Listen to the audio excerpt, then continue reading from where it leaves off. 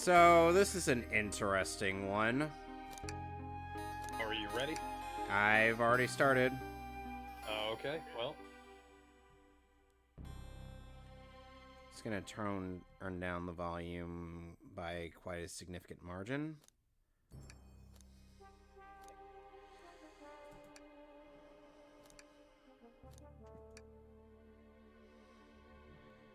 Hello, ladies and gentlemen. Welcome to the Welcome Mehcast, back and to the oh, what a Mehcast. motley crew we are. Kevin's So, playing a good game today, and I'm playing I wouldn't... this. This is just kind of a game. I wouldn't call it good or bad. It's just there.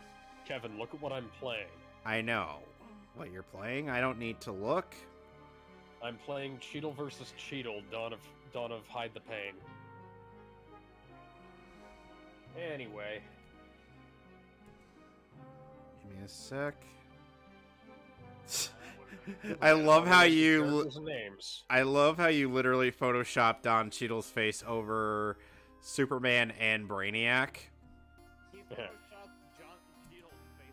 Alright, just remember, or Alex, you don't necessarily need to play the game on the hardest difficulty, therefore, you don't need to fly through any rings. Why are there why does this game have multiplayer? I don't know. Alright. So, this is an interesting thing that dropped a little while last week. Apparently, this is a visual novel game where it's Amy's birthday and you're playing as a original the character self-insert. Or Steal the Hedgehog. He's not really a hedgehog. Yeah, he's kind of a fuck is that? Is that a fox or something? I know it's Tails. Alright, I know it's not Tails. You'll never find your friends in this virtual world, not Clancy Brown. Made it on the train 15 minutes ahead of schedule. So far, so good Cinema display for my first day on the job. 40%. Totally forgot my name tag isn't ready. Want to shrink the display that much? Oh, trust me, you can shrink it down quite a bit, Alex. Yeah, you can shrink it down even less than... Now, I do apologize. I had planned to hook up my jacks and play... Why is this game in widescreen? And play An Ideal of Hope from Man of Steel during the intro of this game. What should I name this? You know, what should I name this? In the other rooms, so... What should I name this original the character? Cold Steel. Cold Steel. All right, sure. Lex Luthor trapped Lois, Jimmy, and Professor Cold Hamilton Steel. Did I spell that right? Not that we would yes. know who any of those people. Not that we would know who any of those people were if we hadn't seen Superman the Animated Series. Superman has no choice but to enter this world and rescue his friends. Take off and land with Z, accelerate with B, brake with R, grab with B, throw, punch with A. Read the last text with L, resume... So yeah, this is Cold Steel's first day on the job, and our conductor, who... I am going to strangle the person who programmed these controls. If you were playing this on a normal controller... By the way, Kevin, I'm sorry, I'm emulating this, because I fell deathly ill over the weekend. I was unable to unearth my N64. That's fine. You have the cartridge. You have the cartridge anyway, so I don't care. What the fuck? Okay, so... So our conductor... Okay, so it doesn't update unless I...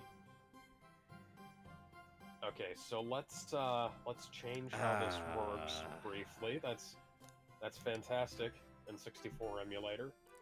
Our menu consists of chili dog, ramen, and chicken cordon bleu. Here we go. What? Oh.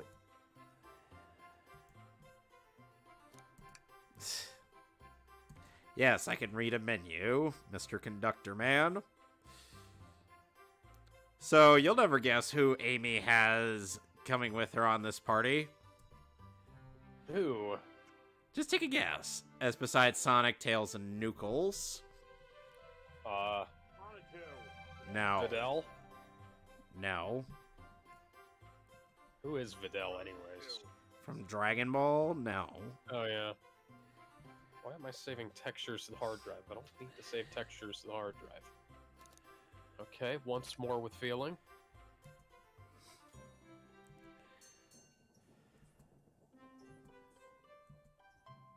Let's see. We have Tails, Vector the Crocodile. It's been a while since we've seen Vector, hasn't it? Sonic Free Rider, or no, wait, Sonic Forces. Rouge the Bat, Knuckles.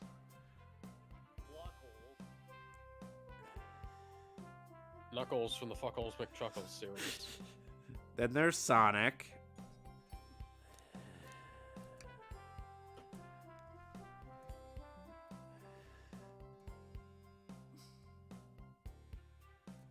Okay, now it.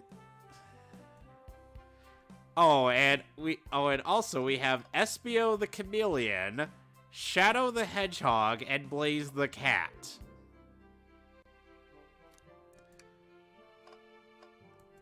That is who is in this That is who is in our cast for this game. Okay, awesome. So apparently, yeah, I can only, so you said to bump it down to easy mode for the beginning? Yes, for the first 10 levels, and then,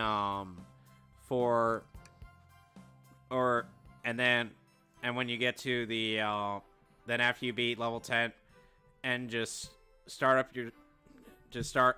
boost up the difficulty, start up your save file, and then you'll skip right to level 12. Do the same thing after you beat that so that you'll skip right to level 14. You never have to fly through a single ring in this whole game. Let's see here.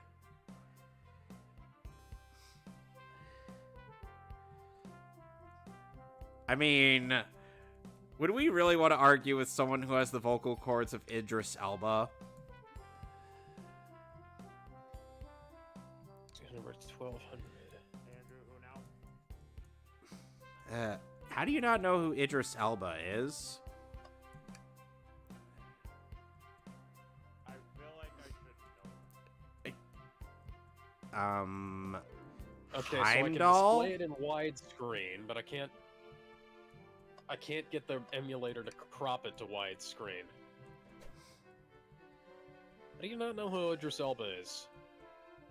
Oh, you said Idris Elba. Yeah, I did. I said Idris Elba. Oh, dude, I thought you said a different name. Like Andrew. No.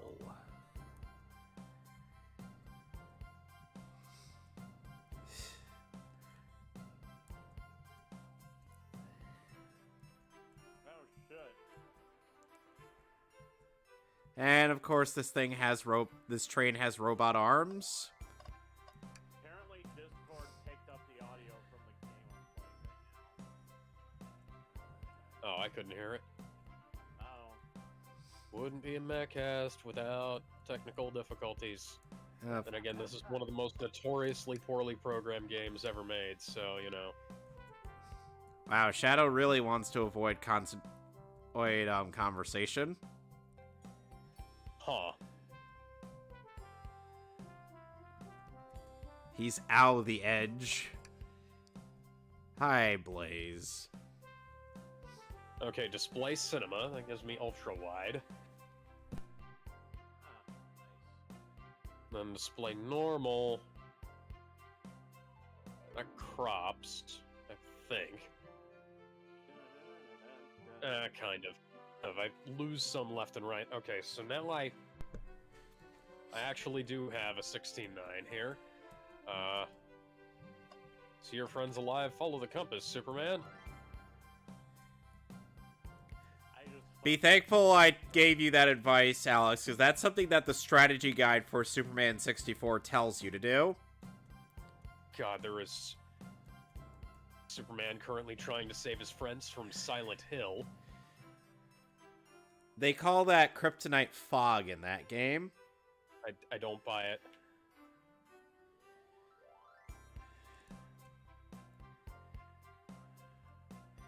Okay. Collateral damage. What's that? Indeed. Nope, Superman. Well, Lex won because I ran into those people. And they say Man of Steel Superman was destructive. I trapped you in Silent Hills, Superman, as revenge for destroying my satellite and trucks during that movie. I thought it was Wayne in Enterprise's satellite that was destroyed in that film. Oh yeah, well he destroyed. They destroyed a bunch of shit in that movie. Okay, so I picked it up. Apparently, it doesn't count until I've destroyed the cars. No, it actually counts if you just throw... Oh, it's somewhere? Oh! Okay, I'm pushing... Kevin, I'm pushing the button, but nothing's occurring. Get used to that. Say the line, Alex. What? By the way, Alex... I'm sorry, what? Why are you jumping? Say the line. You can fly, Clark. Clark, you can fly. Why aren't you flying, Clark? Don't you know? Did you take your stupid pills alongside Connor from Young Justice today? Oh, goodness. Look, up in the sky. So Is it Vector... a bird? Is it a plane? So Vector is a butcher. It might SBO be is a really poet dumb Man of in the Steel. library. And Knuckles is the sheriff inside of the bar. Shadow is the locksmith hanging out in the lounge. Oh, And so Shadow is basically Amy is the journalist. me when I was 15. I still have my lock. Amy's set. the journalist reporter. Blaze and Rouge are in the casino. Oh, and Sonic is supposed to be in the conductor's area. It's a very linear structure. I'm pushing. So it says to. Okay then. What? Jimmy, Lois, I'm sorry.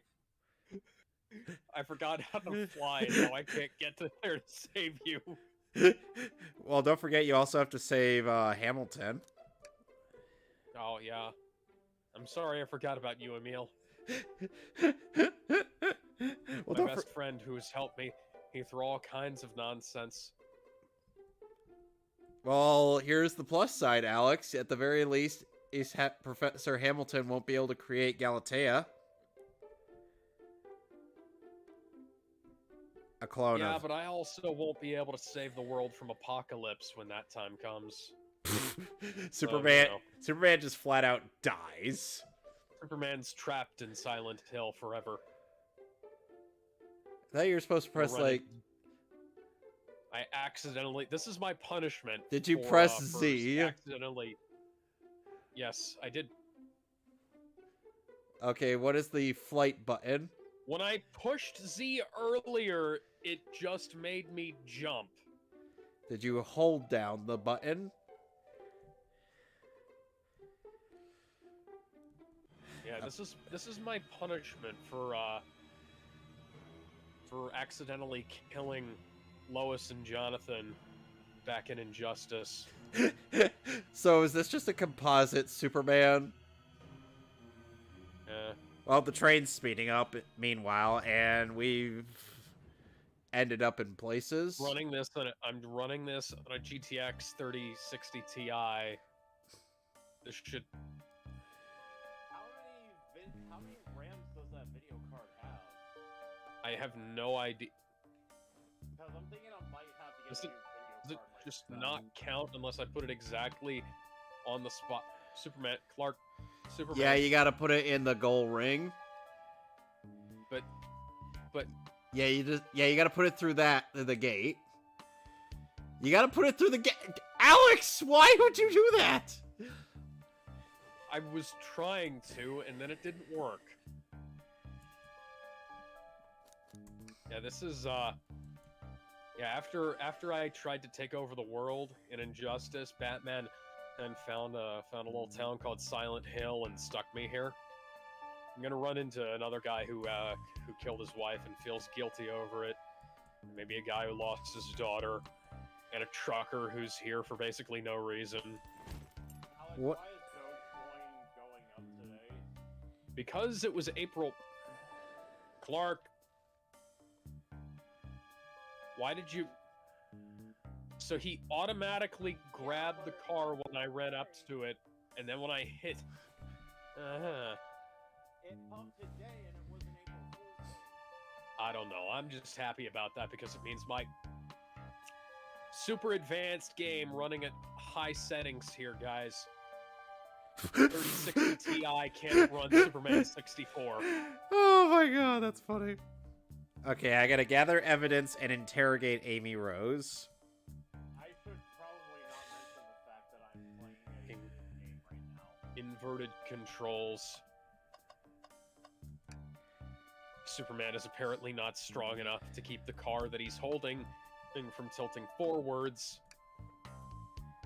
It's actually a remake of a very good game Okay. that I am playing. Okay. All right, I'm pushing the button. all right, Okay. Amy, it's time to interrogate you. It's time to interrogate you. Whips out penis. Wait, sorry. Um, This is not the Sonic the Hedgehog porno. I have questions. All roads. By the way, Alex, Destroyed the four dark shadow. That guy's dead. That guy's also dead. show me evidence that I was able. Superman. Yeah, I Is know. the shadow in the public domain? Because those guys looked a lot like Clement Cranston. I don't know. Destroy the 4 dark shadows as opposed to the light shadows.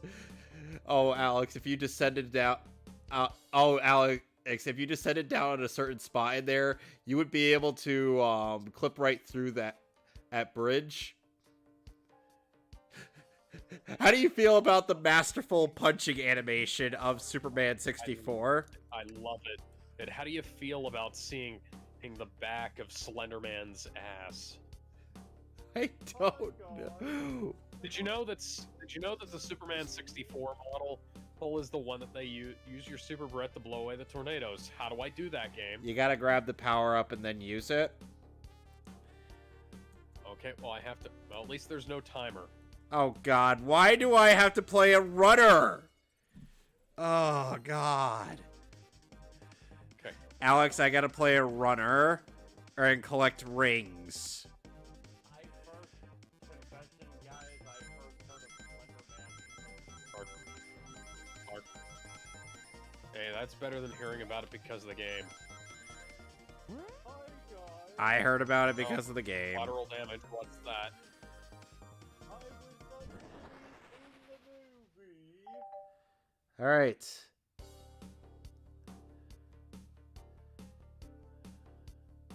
We used to get crushed. Sure, the shelf fell, but there was nothing. Oh, So yeah, fun fact: the Superman 64 model is the one that they used in the original build of the Slenderman game. Oh, come on! I gotta... They just retextured it. Oh, the running part of this game is the weirdest part of the game. Alex, I don't know how to... Okay, Alex, I don't know how to feel about this. No. So how many times is Lex gonna win on your end? Break with R. Grab with B. Throw punch with A. Freezing breath with up C. Okay. How do you up C? I mapped that to up on the right stick, so... Well, Amy tried to break the shelf with the Pico Pico hammer, and somehow that broke the hammer.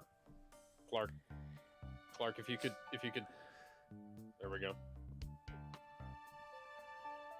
course, I'm not playing a good N64 game. I'm actually playing a good, well, remake of a PS1 game.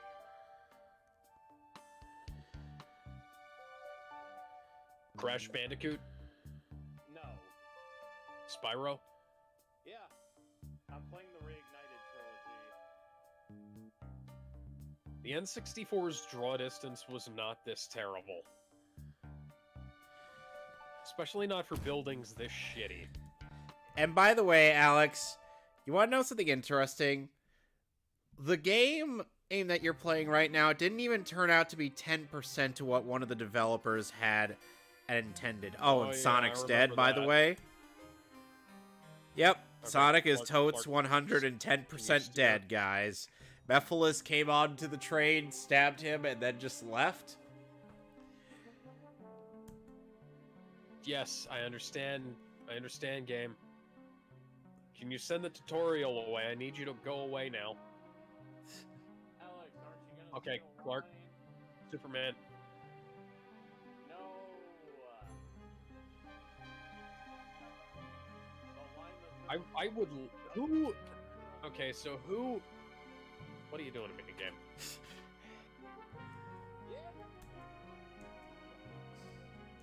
Yes, thank you.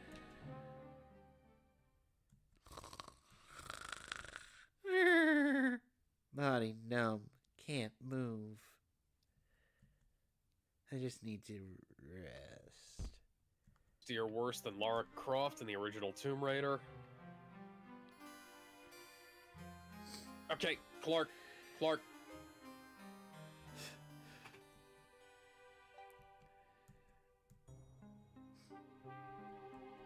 Calm down, God, Cold imagine Steel. You're the guy who gets told, well, you get to play Superman in this game. And then you find out that this is the game. Okay, Clark. Steer a little bit better, Clark. Steer like you're driving your car? Oh, wait, never mind. I'd appreciate if you wouldn't steer like you're driving your car. you said it just like the image too, Alex.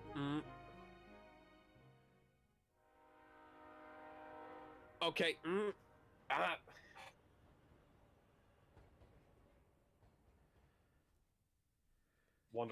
Wonderful. You know what we could do? What? If I was developing this game, I wouldn't have him need the super breath power up. Again. It'd just be like a thing. Again, Okay, Alex. there's one. Info on here.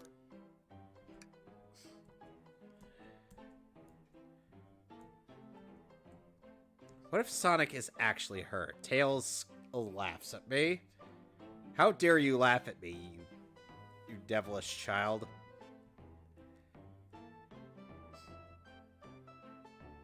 Okay, Clark.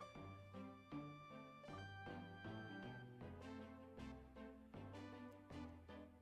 just gonna ask, have you come in Jiraiya? Very important I don't know how freeze breath Okay. stops the wind. How does that make any sense? You know, I could have just clapped my hands. So Superman would do what he does to Lois every night?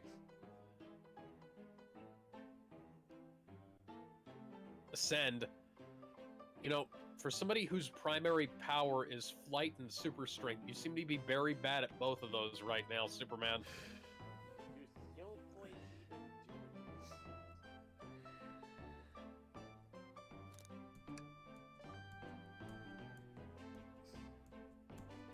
You know, I play you'd think the- that in flying, the easiest thing in the world would be to go up and down, but no.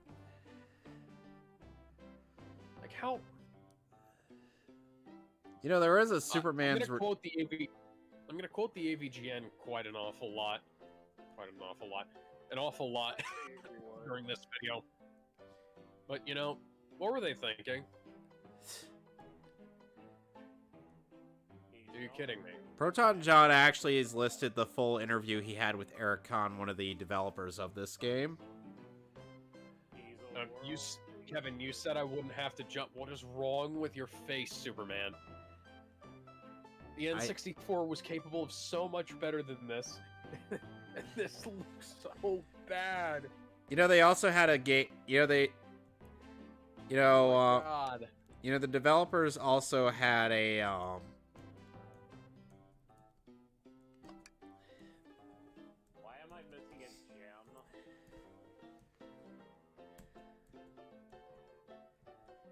Of course, Tails is ignoring me.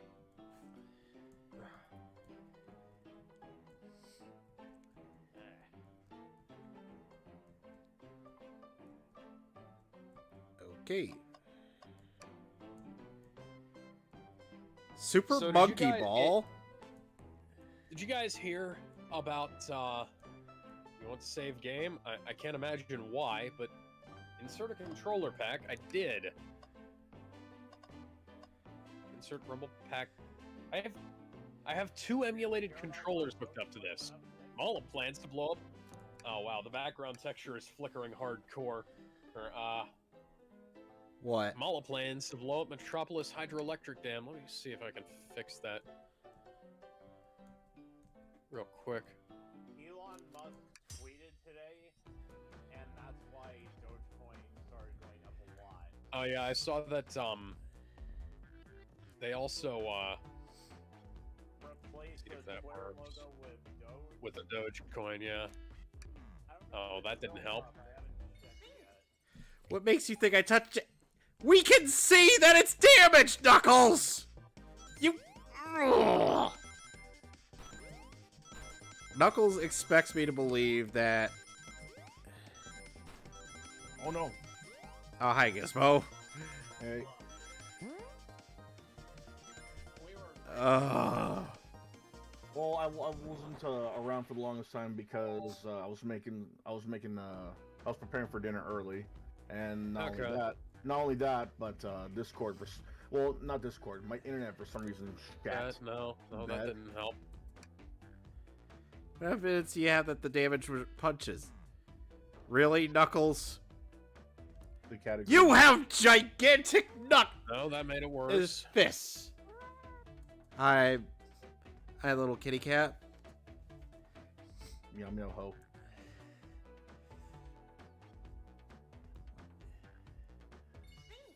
What am I? Why do I have to play it at a runner just to distract Knuckles?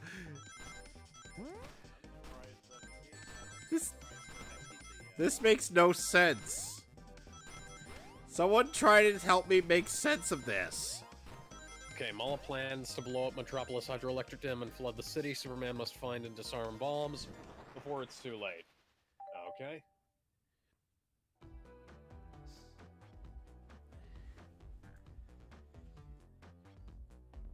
Oh. Okay. So it turns out Vector scored 1 point higher than Knuckles on Super Monkey Ball. Superman, Clark, can you punch? No. Can you punch? Why is your health bar going down? Is this kryptonite? These are kryptonite lasers, aren't? Yeah, they're green. They're kryptonite. No, that's not kryptonite lasers. Those are just lasers directly from the satellite of the CW. And Superman and Lois was the only good CW show after a while. Get up. There we go. That's saying something. This is coming from the guy that actually likes Legends of Tomorrow. I mean, I liked Legends of Tomorrow. I liked first season of Legends, anyways.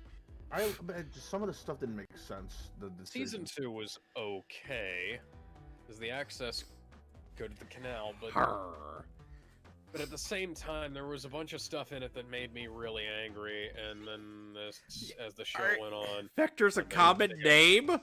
Ape Knuckles, are you daft? God, that was the worst thing I'd ever seen. What? The King Arthur shit. The Guinevere being a warrior instead of, being just a maiden. Yeah, and her having an affair with, Sarah.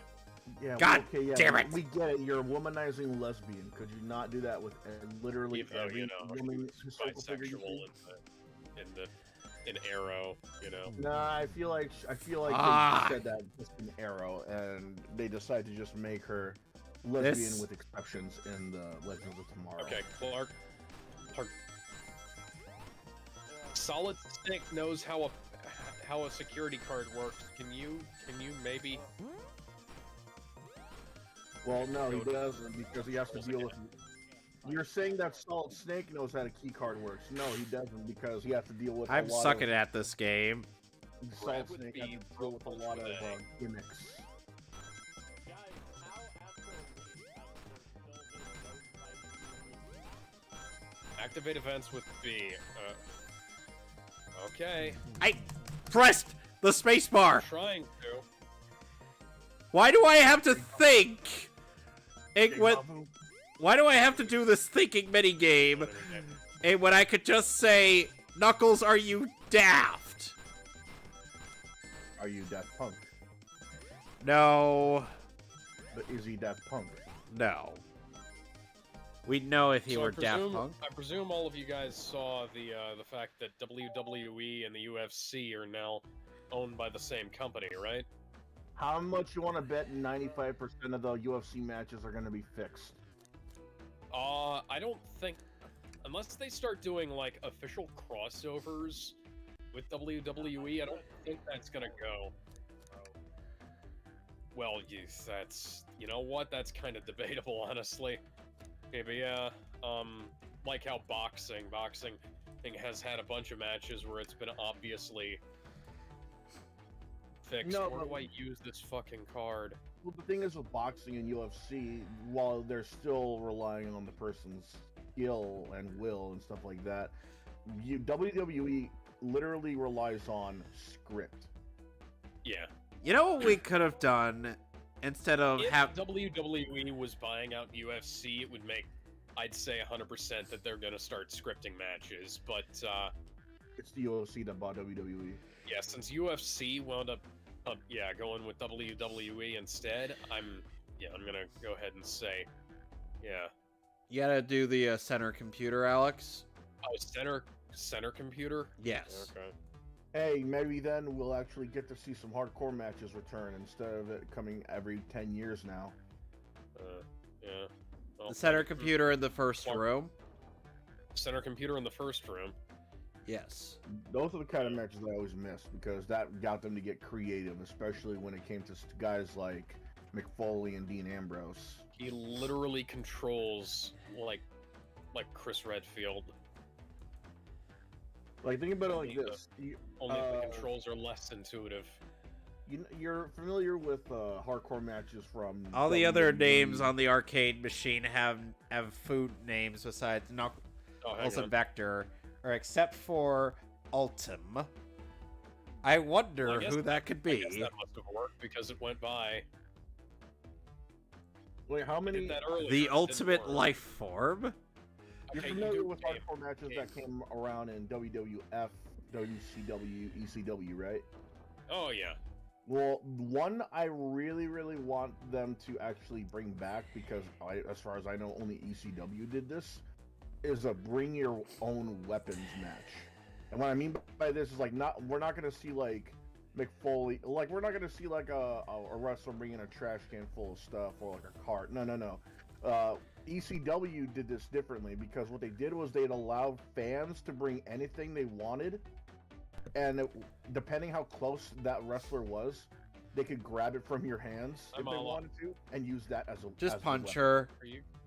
I'm trying to, but people brought street signs. People brought like hockey sticks. There was even one time where someone brought in like an actual fucking dildo and used that to bash someone's head in an ECW.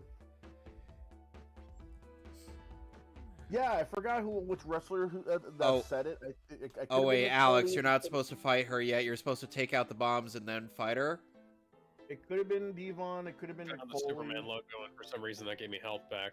But yeah, what that's. happened was in one of the. Oh, and it also has a bullet. It's being deflected sound effect. What happened was in one of the ECW matches of Bring Your Own Weapons match, one of the fans. All side doors are open. Okay. One of the fans brought home like what's practically just a dildo, and just one of the wrestlers were near it. So Penetrator from Saints Row then. Oh, considering this is before. And now we're in the library. Seriously, there's quite a bit of production value in this visual novel of an April Fool's Day joke. Think more Lock, stock, 2 smoking barrels. And he beat him to death with a 12-inch black rubber cock. Ouch. That's both cruel and unusual. It was pretty much like I think that. that it may count more as cool and unusual punishment. Hilarious and unusual punishment. No, it's still cruel and unusual. Because why would you do that? Yeah, but at the same time, are you really going to keep your face straight when you announce to the family of the deceased that you died of getting beat to death by a BBC dildo?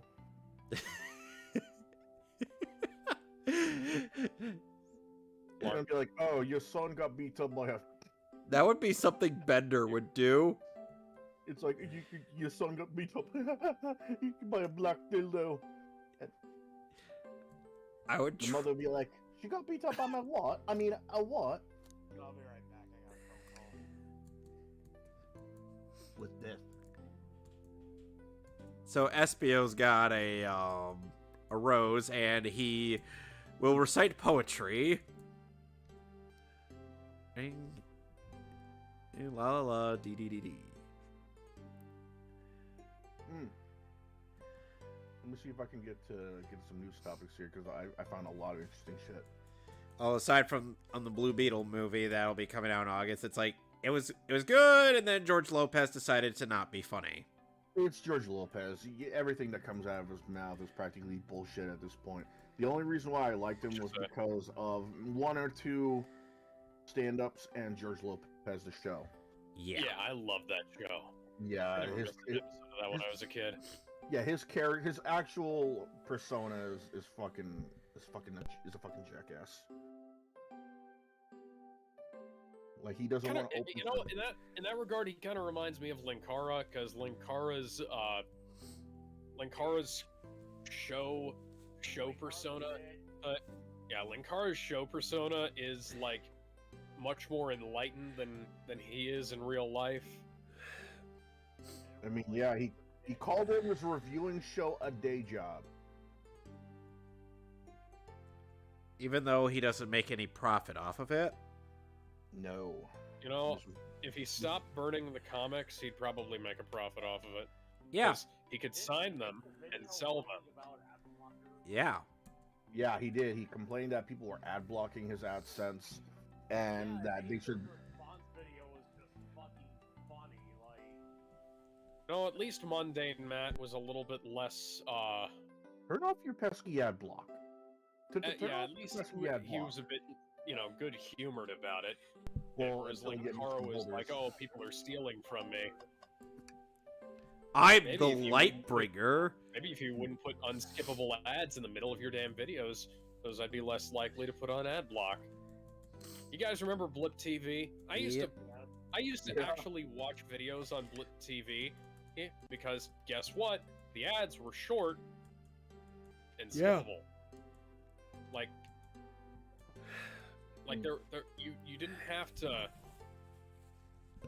Like there was I blocked ads on YouTube still block ads on YouTube now.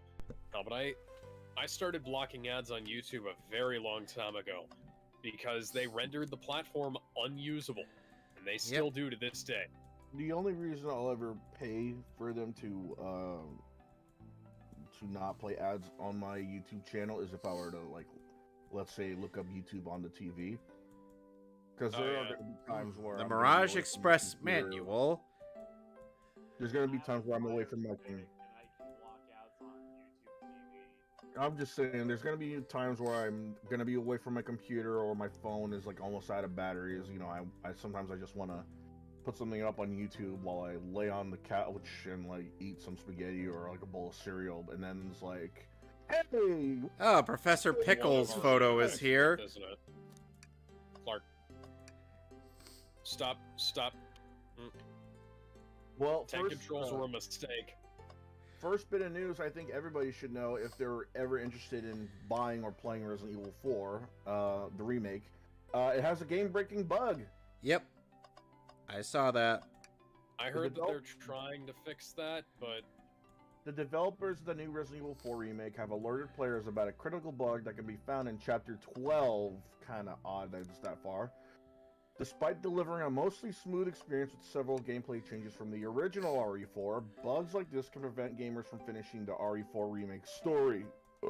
Excuse me. There's little doubt that RE4 is the biggest highlight of the game industry at the end of March. The game was already a stunning commercial success. And let me just jerk this dick off of Capcom a few minutes more. Capcom has recently warned Resident Evil 4 Remake gamers about a game-breaking bug that can be found at the very beginning of the chapter. Okay, that's a little more specific. According to the developers, this error occurs in a very specific situation. A cutscene will play during the first minute of the chapter. The player will get a key item. If the player uses the knife in a short period before the notification for actually gaining Lewis's key appears, Luis. the game will glitch and no. Hey, Leon says Lewis. I'm gonna say Lewis. Yeah, well, guess what? It's pronounced and Luis. No item will be received, blocking further progress. Oh, that's bullshit. That's bullshit.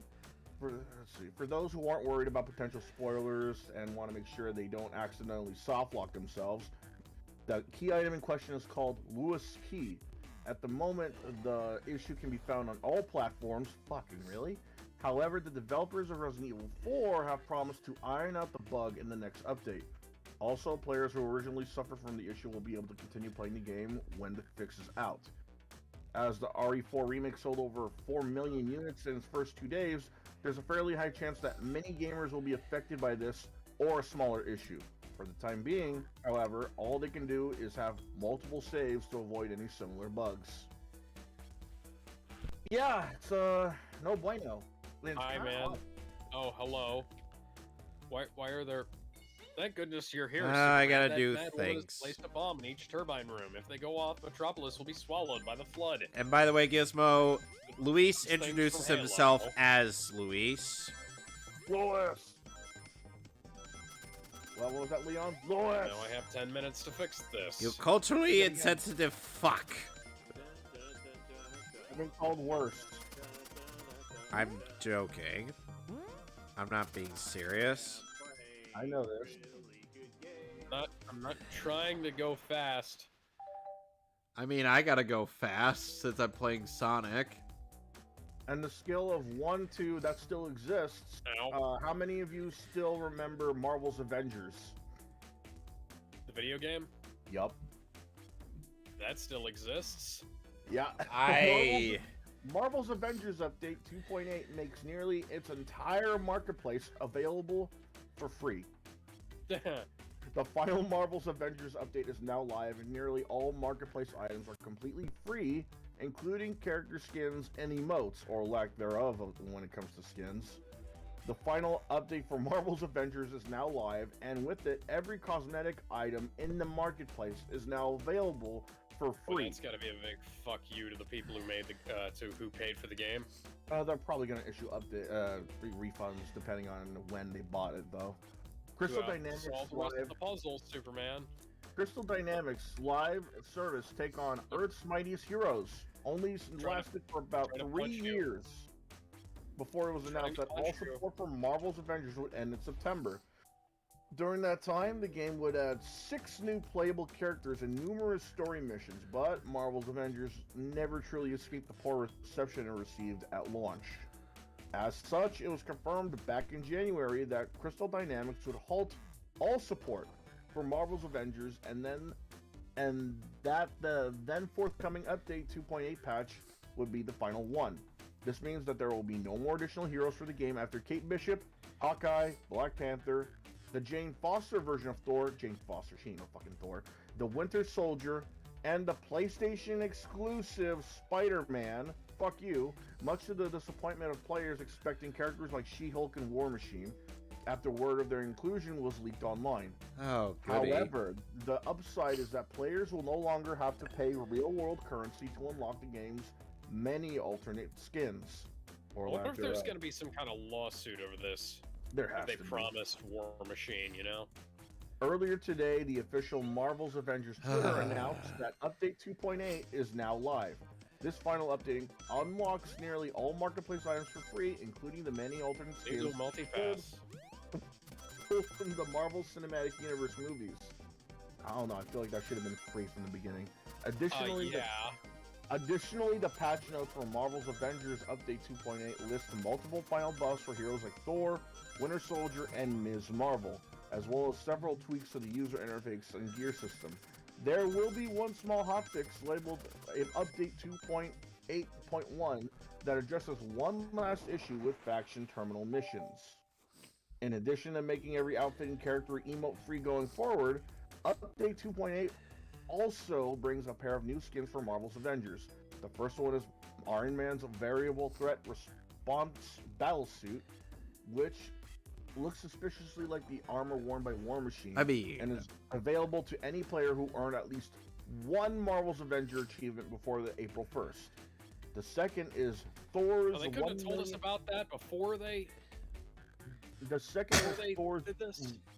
The second is Thor's 1 million BC outfit, which is modeled after the prehistoric garb his father Odin wore in Avengers 1 million BC storyline.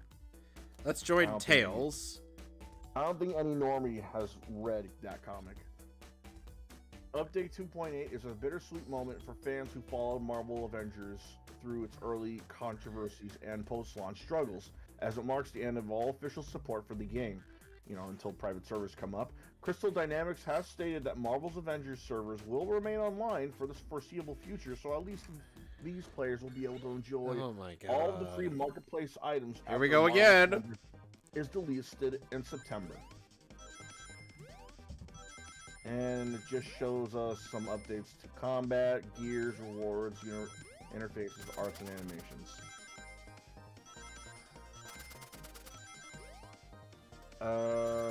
What's the phrase I'm looking for?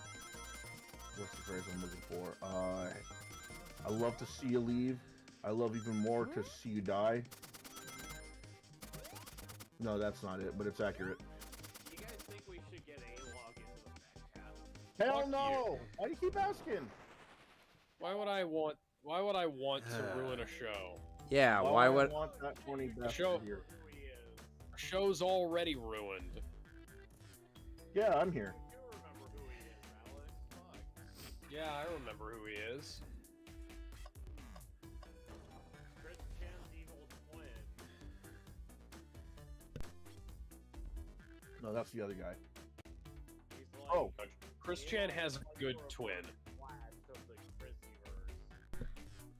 Chrissyverse. Some good news when it comes to the 3DS. Chris Chan can't have an evil twin because Chris Chan is the evil twin of Liquid Chris. Oh, goodness. Thank you both for answering our questions. Okay. There we go. Some good news when it comes to 3DS owners. 3DS owners are bringing Street Pass back. With the Nintendo 3DS and Wii U eShops taken offline, 3DS owners are looking to bring back Street Pass to keep the handheld going strong. Despite the closure of the Nintendo eShop, 3DS owners continue to keep the handheld platform alive by bringing the Street Pass feature back in a big way. Nintendo took the 3DS Wii U eShops offline just a few days ago, fuck you Nintendo, and since then many fans have been looking for ways to get more use out of the last generation of handhelds. And some are dedicated to Street Pass. I actually had a Street Pass. And now we're in the casino.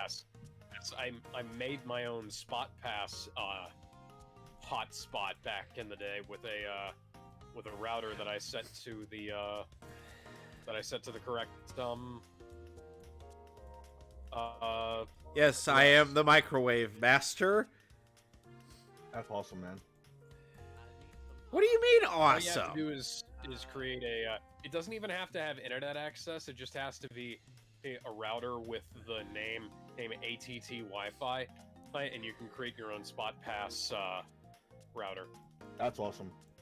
I need some internet. Well, now we gotta go get a chow egg. So we got blueprints to the library, to the train. Rouge. Because of how expensive the Nintendo 3DS game library is, tons of digital titles are now unavailable to the end of the 3DS and Wii U eShop. Oh, I already said it once, I'll say it again. Fuck you, Nintendo. Although Nintendo warned 3DS and Wii U owners for nearly a year ahead of the eShop closure, Some fans were caught off guard by the change that makes buying games through the platforms themselves impossible. Although these Nintendo fans can't buy 3DS titles that are missing from their collections, they have one way to keep the handheld relevant. Twitter user StreetPassLove has only been on the platform since February, but they already have plenty of plans for the future. Well, now we gotta help already set Rouge up for the steal Nintendo something. 3DS players. Yes, I tried to punch her. You know it didn't work.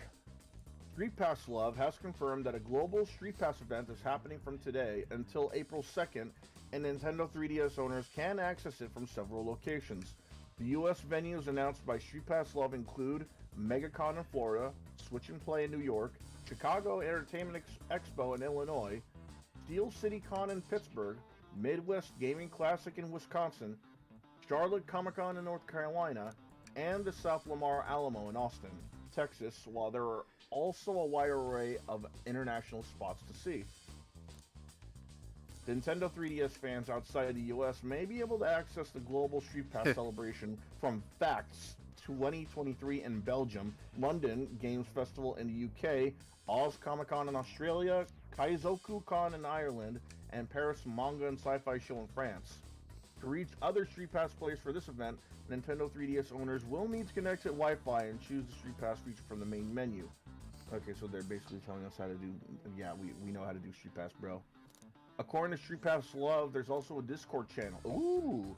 There's also a Discord channel for 3DS owners to join to set up future events in their area if they aren't able to attend this one. Given that this is the first major Street Pass event held by Street Pass Love, there may be several more to come as 3DS owners continue to celebrate the... Well, the plan went off without a hitch. We didn't get to do any of that. We just had to plan it. Damn, I wish I knew about this. Yes, okay, Mo, so I'm in playing the other murder of news Sonic the Hedgehog. In other news of things that sound like they should have been April 1st shitposts but weren't, Michael Mann is currently in negotiations with Warner Brothers to direct a movie based on his book Heat 2 with Adam Driver for playing the young Neil McCauley. Oof. So yeah, that's a thing. Wasn't expecting to hear about that. I was barely expecting to hear about Heat 2 even. Sorry. Great job, Superman. Great fucking job. Oh, great. Now it's ticking. Thanks a lot, Rouge. You doomed us all. You have doomed us. How dare you? Why did the boxes detonate when I punched them? Why is this egg about to explode? How many of you are still playing Pokemon Go? I don't have that game. Never started. Nope. It's good, but apparently there's some shit that went on. Let's see. Because my phone at the time got to the title screen and crashed. They fixed everything. No, it got to the it got to whatever the developer name was and then crashed. It does that sometimes. So what happens is that you have to go back to the app and Galaxy deactivate it. is going to be released 2 days early as part of a Guardians of the Galaxy, a triple feature event. I don't want to do that. I thought you would do anything. I thought you would do anything for love. I won't do that though. Pokemon Go players are going on strike to protest Niantic. Some Pokemon players are calling for fans to hold a strike or boycott in protest of Niantic's unpopular changes to how the game is monetized. So, just to be clear, I haven't played it in a while, and the reason is because I don't have a phone plan at the moment. So there's no reason for me to go out and play Pokemon Go yet. Pokemon Go players are organizing. Pokemon Go players are organizing. Okay. Cricket Wireless got sold to T-Mobile. Oh, Superman's on the ground again. They got sold to T-Mobile. No, they got sold to T-Mobile. Okay, this article might bring us some info. Pokemon Go players are organizing a strike to protest unpopular changes Niantic is making to the game. The strike, more accurately described as a short-term boycott, comes in response to Niantic's upcoming price increase to remote raid passes, but also protests the game's monetization policy in general. Niantic launched its popular augmented reality game. Okay, yeah, you're just telling us that we released a fucking game. Could you stop? Some Pokemon Go players are attempting to organize what they're calling a strike, quote unquote, to make Niantic reverse its recent price hike for remote raid passes. That's it. These passes allow Pokemon Go players to oh, you're right there. These passes allow Pokemon Go players to participate in raids without being physically present at the location. Oh, okay. This was back when the pandemic was around still. According to a post on the Pokemon He's subreddit, unpredictable, that one. Yeah, Pokemon Go's lab virus. it's a Chinese virus up yours. Yeah, Pokemon Go's racist according to Little it came from China. Oh, so it came from China. So it's a Chinese Jocko virus. says, Oh. "Hi, can Superman breathe underwater?" Apparently. No, he can hold his breath for infinite amounts of time though, before and after. You need to tell the writers of Young Justice this. I mean, if you're fighting someone in the water, you're gonna have some breath taken out of you. Getting punched in the stomach, the chest, the face. Rouge is Just just saying. looking on her smartphone. According to a post on Pokemon subreddit, Pokemon Go's monetization has only worsened over time, with Niantic overcharging players for loot boxes and items. The post claims that this is partially due to fans' unwillingness to stand up to Niantic and ask fans to participate in a raid strike for 1 week after the change goes into effect. The post exclaims how participants in the boycott will not purchase any boxes, remote raid passes, and premium raid passes for 7 days after the price increases. The organizer now hopes we are- that Niantic will take note if it begins losing Now we're in the money lounge car. due to its policy changes. They believe company may Well- reverse its decision and be more careful if enough Pokemon Go users participate. Participants can join however many in-response raids they usually would. However, they should make sure that the number does not increase. The post also urges participants to encourage other Pokemon Go players to join the boycott, but cautious against pressuring anyone into it. Unfortunately for the person or people behind this movement, users on the Pokemon subreddit seemed unimpressed with the strike concept, and not just because some felt the term seemed a bit dramatic.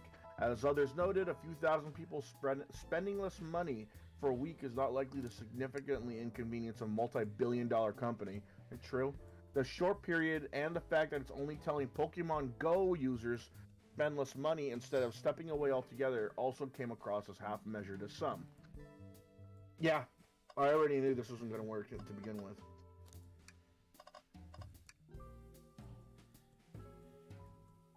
It's a Complete with mobile internet game. Literally, access. everyone's got them on their phones. So you're not going to stop them from playing. Sonic singing a song. That's like saying, "Hey, don't play Flappy Bird 2." The Well, guys, you know, the last time something like this happened, and it was Angry Birds. You remember what happened with Angry Birds? They released the movie. So no, they put out Rovio put out Angry Birds Classic for phones. And, Tails, what was that you with know, that for face Android of and iOS, yours? stuff like that.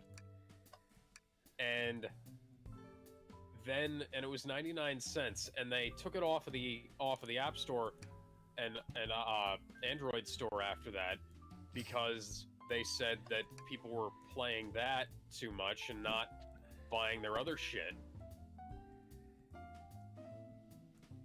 Let's see where the wardrobe exit leads. Oh my god, we're back in the library again. No, but that's petty though. You're removing a game because because not enough people are buying your other shit. How about you use the money you get from that Angry Birds game and use it to promote your other games? Hey, Yeah, Out the Edge, we need to speak with you. Maybe you should use that as a model to say, hey, this is the kind of game people actually want to be playing. Right, and maybe then you can make actual console games with that money. Like they used to. I actually own a couple of Angry Birds games. that were Yeah. released on consoles. Yeah, but it was still kind of weird seeing them on console. Period. I mean, this is a Wow. game that you would usually Flawless find logic, AB. Except for This all is the a game- flaws in that logic. These are games you usually find on phones and only on phones. If anything, they only worked on the Wii U, but that's not really saying much considering, again, Yes, kind they of. they did, but again, that's not really saying much because these are not those kind of games. These are games that you literally just waste time if you just want 10 minutes more on the shitter, or if you're just waiting for your bus to arrive because it's 5 minutes late. This isn't something you Think. put your all into. Here we go because again. This isn't really a game that you would put your all into. This isn't exactly Super Mario Brothers.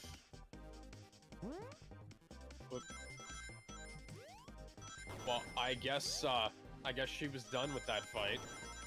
Oh, Mala. No. Who did you kill Mala, Alex? She disappeared into the wall, so I presume so. Oh, jeez. Mario and told Sonic that they killed the Angry Bird. Guys, I don't know how to feel about this idea of... It's just not that funny. Repeated viewings. What about the mighty eagle proudly placing his hands on his hips, looking up to the sky, and then saying, no. I gotta take a piss. Oh, I thought you were talking about the movie. I didn't know you were talking about. Now, that is part of the movie. That's also the joke. The mighty eagle, they were going to him for help. Oh, but then he refused to help them, and then with some Rick Astley, he decides to motivate himself to go help them. Jacko says she kind of bad. Yeah, she is, but you know, never. You don't get with crazy. You don't stick your dick in crazy unless you're dead shot. Unless that girl also happens to be Harley Quinn. Yeah, again, unless you're dead shot. Okay, more news. Officially, Super Smash Bros. Ultimate has now banned Steve from competitive play. Oof. That's funny. I've been seeing so many videos out there debating if they should do this or not.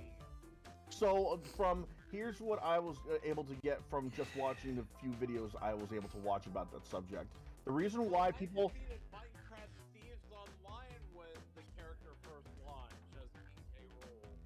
So when he was released and People introduced into competitive play, what people would do is that if they were to use a recovery attack, whoever played as Steve would just place a block right above them, and that would prevent them from even reaching the stage, and then they would fall to their doom. When I completely That's obliterated just one- Knuckles and that's Vector just at the that short whatever game, I left the saloon car. Spent some time Here's looking the- for Espio, but he was not there. He was not in the library the- car. The long version. The Super Smash Bros. Ultimate community has been implementing a ban on Minecraft's Steve, banning both the character and players who main him from competitive tournaments. Hold up, what? The players too? It's a little unfair. The community Shouldn't has they be been... able to like play a different character? Yeah, that's what I'm guessing. They'll probably mention this a little later. The community has been in an uproar about Steve's go use again. of Super Smash Bros. Ultimate since the end of February, due to a hit stun cancel technique that many quickly cited as an unfair advantage. The ban has finally started being implemented after the results at the competitive Super Smash Bros. Ultimate tournament, Smash Ultimate Summit 6. Minecraft Steve was added to Super Smash Bros. Ultimate back in October 2020, and he was initially hailed as a highly anticipated and beloved addition to the roster. Now he's His basically the inclusion Meta Knight of the game. His inclusion was so shocking that it literally broke Twitter for a couple of hours, more like a couple of days, from the sheer amount of people trying to send out their reactions. His moveset was also widely praised as it was incredibly faithful to the mechanics of Minecraft, modern Minecraft. This, however, also shook the metagame to a significant degree, with the game no longer being updated full-time. Competitive players have come to resent the character and have pushed for the character's ban. This I know. This was due to the upset from the young Japanese Steve main, A Cola. where the 16-year-old prodigy managed to beat several Smash Ultimate professionals at Smash Ultimate. Why does he 6, keep including me too? such as MK Leo, Tweet, and others to win the whole thing, greatly upsetting many viewers. Many pointed out that the character's counterplay has been countered, and that both the player and character's playstyle haven't been fully optimized yet, and it is causing this many headaches and grief. As a result, the character has already been banned in tournaments that take place in the state of Michigan, Australia, and Venezuela. Fucking A. The character ban is still being greatly discussed with the Super Smash Bros. Ultimate community, with the potential ban being announced at another tournament, CEO 2023. Tournament organizer Alex Jabali stated that he'd be using the DreamHack San Diego tournament as a Here we go again. to see if Steve warrants a ban. Jabali states that if Steve wins at the tournament, then he'll be forced to ban the character from offline tournaments. The Super Smash Bros. Franchise has a history of broken characters, with Ultimate being no exception. Dragon Quest's Hero has been banned when it was added to the game in 2019, with several DLC characters afterwards being targeted, including Steve. Some have compared the situation to when Bayonetta was added in the fourth game, to which she had dominated the competition over professionals when she wasn't outright banned. Others hope for a last-minute patch for the game that will address all of Steve's overwhelming advantages, but it remains to be seen if such an update is in the cards. Yeah, I think it's justified. If you know how to use Steve, he can be a cheap motherfucker. Steve only Final Destination. No. You know what the best solution is? They should make you compete as Steve. Ooh, yes. I know that the comparison to Meta Knight is not really. Yeah, I don't see it. Look, like the reason why I don't see the comparison between the two is because with Meta Knight, literally anybody can use him, and he was banned for a short while, all because of his neutral B. Not his side B, up B, down B, his neutral B special move. That's one of the main reasons people wanted him banned, was because of that move. Okay, it was got stuck. And people. Oh God. Kamala Harris, what? No, Mala got stuck. Kamala Khan? No, Mala. Oh, no, I wish. No, I know who he's talking about. I'm just gonna fuck with him. Okay, here's from PC Gamers. How many of you bought The Last of Us? Nope. I didn't. I have the PS version, and that was something else I wanted to talk about. So let's not read off the thing. Let's just talk about this. So the PC version of The Last of Us is a broken pile of nonsense, and it's mostly down to the fact that what's the company that made it? Naughty Dog. Sony? It's Iron Galaxy. So Iron Galaxy, the guys who made the Metroid Prime remastered, and Dive Kick. They ported this. These are also the guys who were responsible, by the way, for Arkham Knight. And Dive Kick. Oh God. And all the PC versions of the Arkham games. Oh God. Yeah, so Iron Galaxy, known for their awesome Switch and console ports of games, also known for their awful PC ports of games. You can't really say that Prime Remastered is a full-on port, or when it's know. They ported, remastered, remade games. They've done all kinds of stuff, and their Switch games and console games tend to be really good. For some reason, their PC games tend to be awful because I don't know why, they just don't know how to do it. And apparently, well, the investigation is coming to a close. Is having Jocko says, I'm on a Smash Bros team. I like the new band because I hate DLC. Yeah, but yeah, apparently,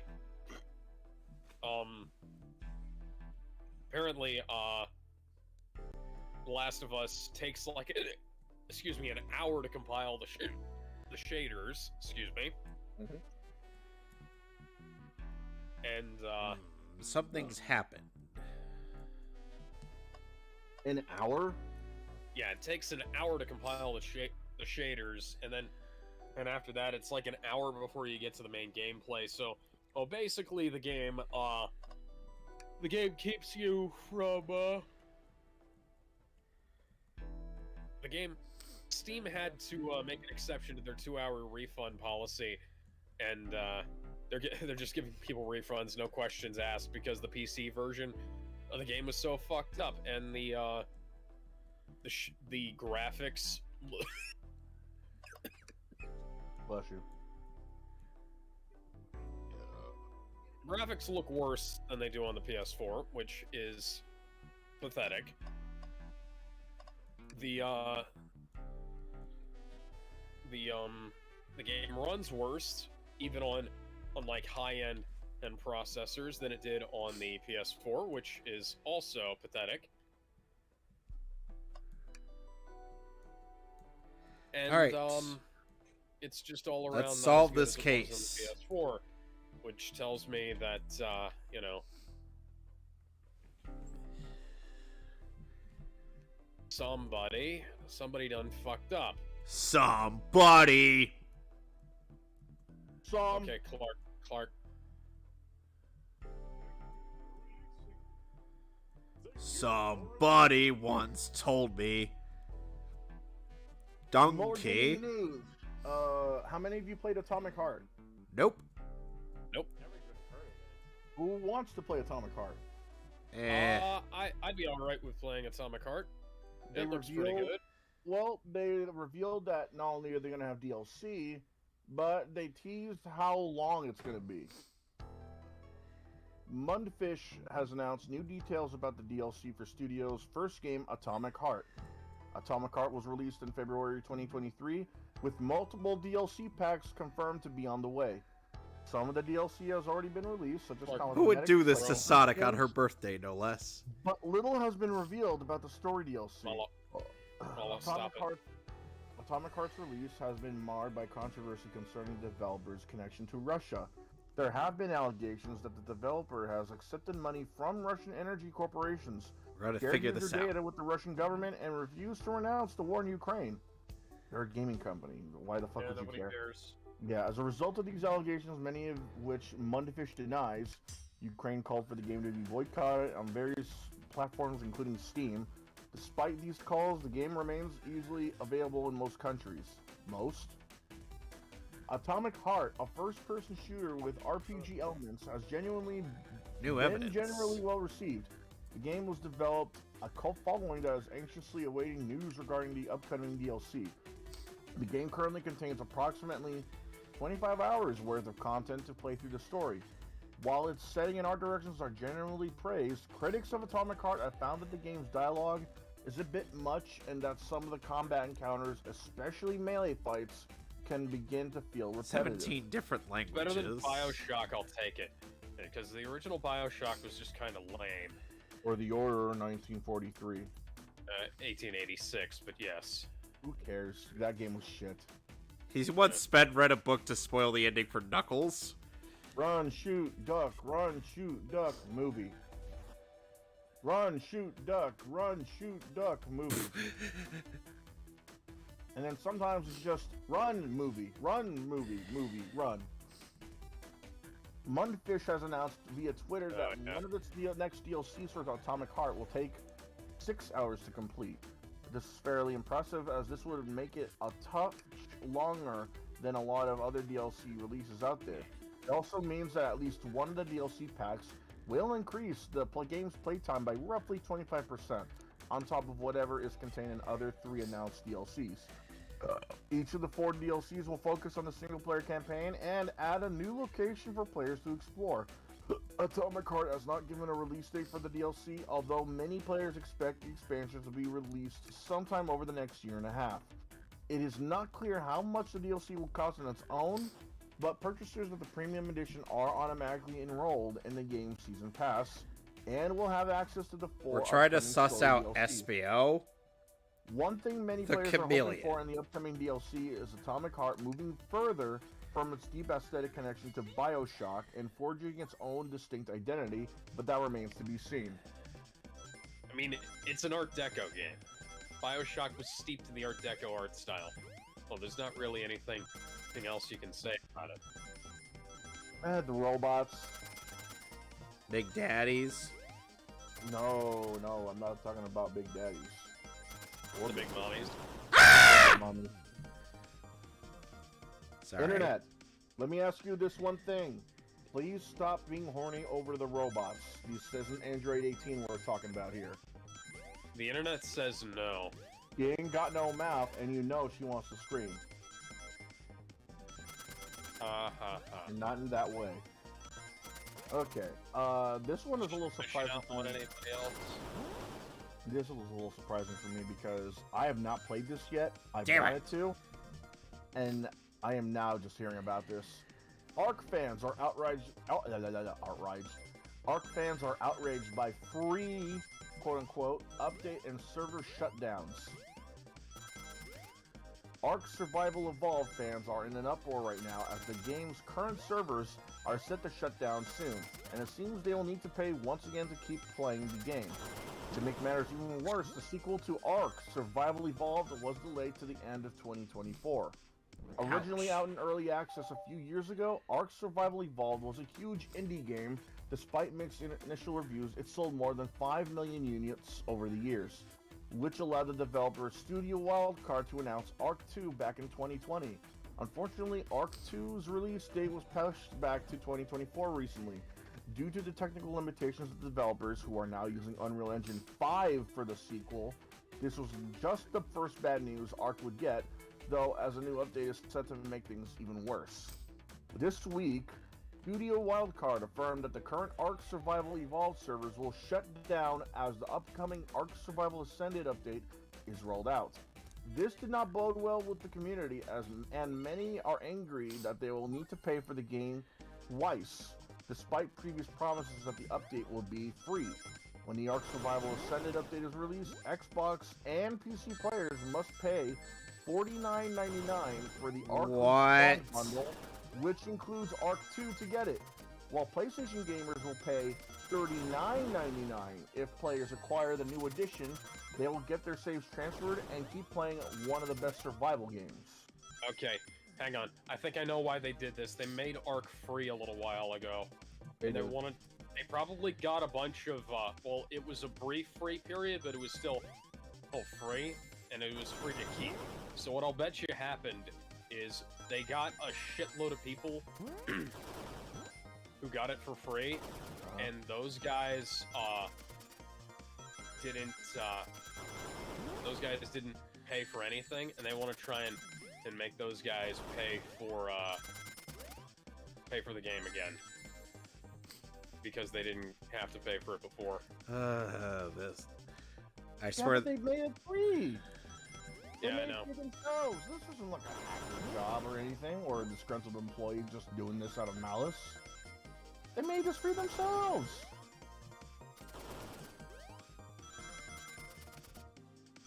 Besides, they've already made a lot of money from this, so why would they just now say, hey, you gotta pay again?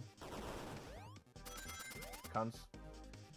In the official Ark Survival Evolved subreddit, it's not hard to find posts criticizing the decision. One post created by I Won by Default, for instance, shares a few images of previous promises made by the developers stating that the new update before the launch of Ark 2 would be free when it's not. In the comments, other gamers criticize the high price tag of $40 for the game, while others find it unacceptable to pay after the previous promises. At the moment, Studio Wildcard has not commented on the decision or tried to appease the community.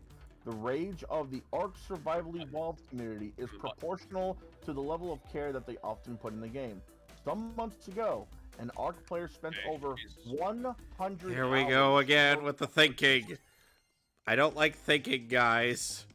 So, it's always disappointing to see the so-called free update being gated behind a fee when there's such a dedicated community that has been playing the game for the last 5 years. Yeah, it's bullshit. It's bullshit, bullshit. You know the private servers are gonna pop up anyway, but it's not gonna be the same. Yar har fiddle-dee-dee. That's a 11-year-old. multiplayer game. That's gonna be difficult. I mean, if people are able to make private servers for MMO games, this shouldn't be any different. People That's have true. made private servers for the entire Xbox. Actually, I think there is a private server option, so who knows? 11-year-old game is back at the top of Xbox's best sellers list. Okay, Guess what- guys, you know what would be great? Lift. Superman, stop sucking. Superman doesn't know how to lift. He conveniently forgot that power-up when entering the digital world. Oh, you motherfucker. So 11 even- years ago, the Xbox 360 was reigning supreme, along with the PS3 and Wii. The Wii U hasn't been out yet. PS4 hasn't been announced. Neither was Xbox One, I think. So, what game do you think has topped the charts of bestseller again? Modern What? Warfare? A game from 11 years ago. Modern Warfare? Yeah, one of the Modern Warfare games. Anyone else? Any guesses? I'm trying to eat my ice cream here. Give me that ice cream then. Damn. No. What flavor?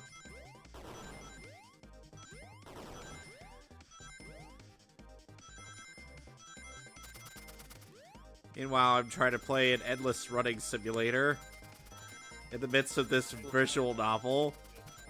It's what flavor? That's why. Are you sure it's Belle Delphine or is it Janet Mason flavor?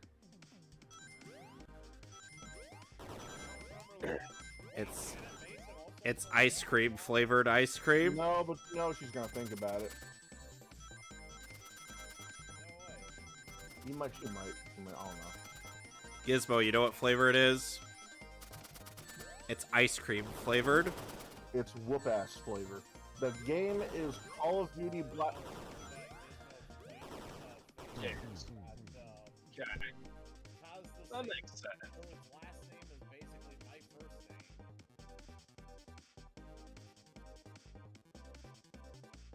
They don't know. So Alex was the one that was the closest. It's not Modern Warfare, but it is a Call of Duty game. It's Call of Duty Black Ops 2. Oh yeah. Call of Duty Black Ops 2 is nearly 11 years old at this point, yet it's found itself back at the top of Xbox's best sellers list.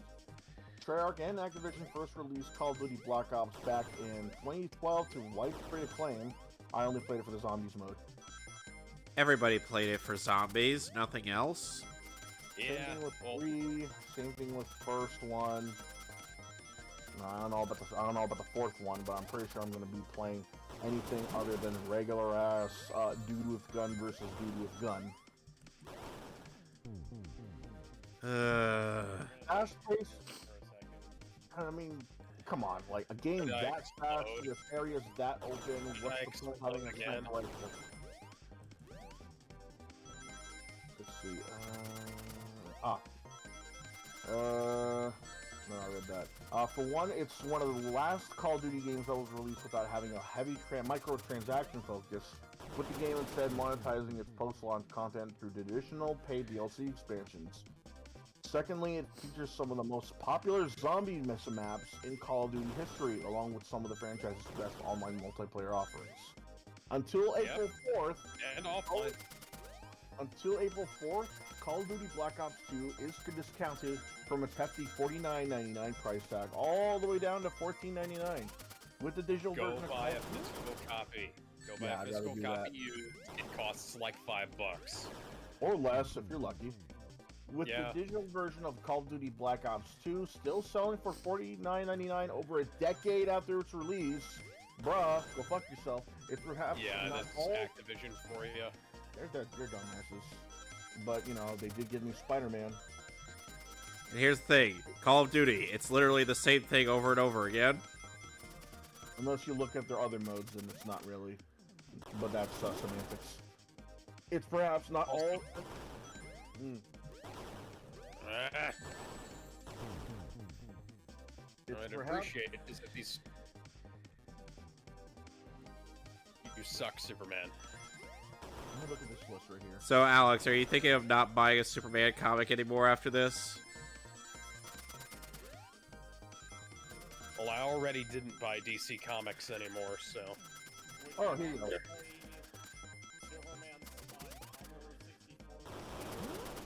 Yes. At least it's an actual game. Are you sure we could call it a game? On Commodore As much as 64, you can call any Commodore 64 game a game. here's the top 15 best-selling games on Xbox One right now. Or, no, like altogether. 15, Call of Duty World at War. Number 14, EA Sports FIFA 23 Standard Edition. Number 13, Forza Horizon 5 Premium Add-ons Bundle. That's not a game, but okay. Number 12. Number 12, Red Dead Redemption 2 Ultimate Edition. Okay. Surprising. Number 11, Minecraft. Number Not 10. surprising. That game is always going to be popular. Number 10, MLB The Show 23 Xbox Series X. Huh.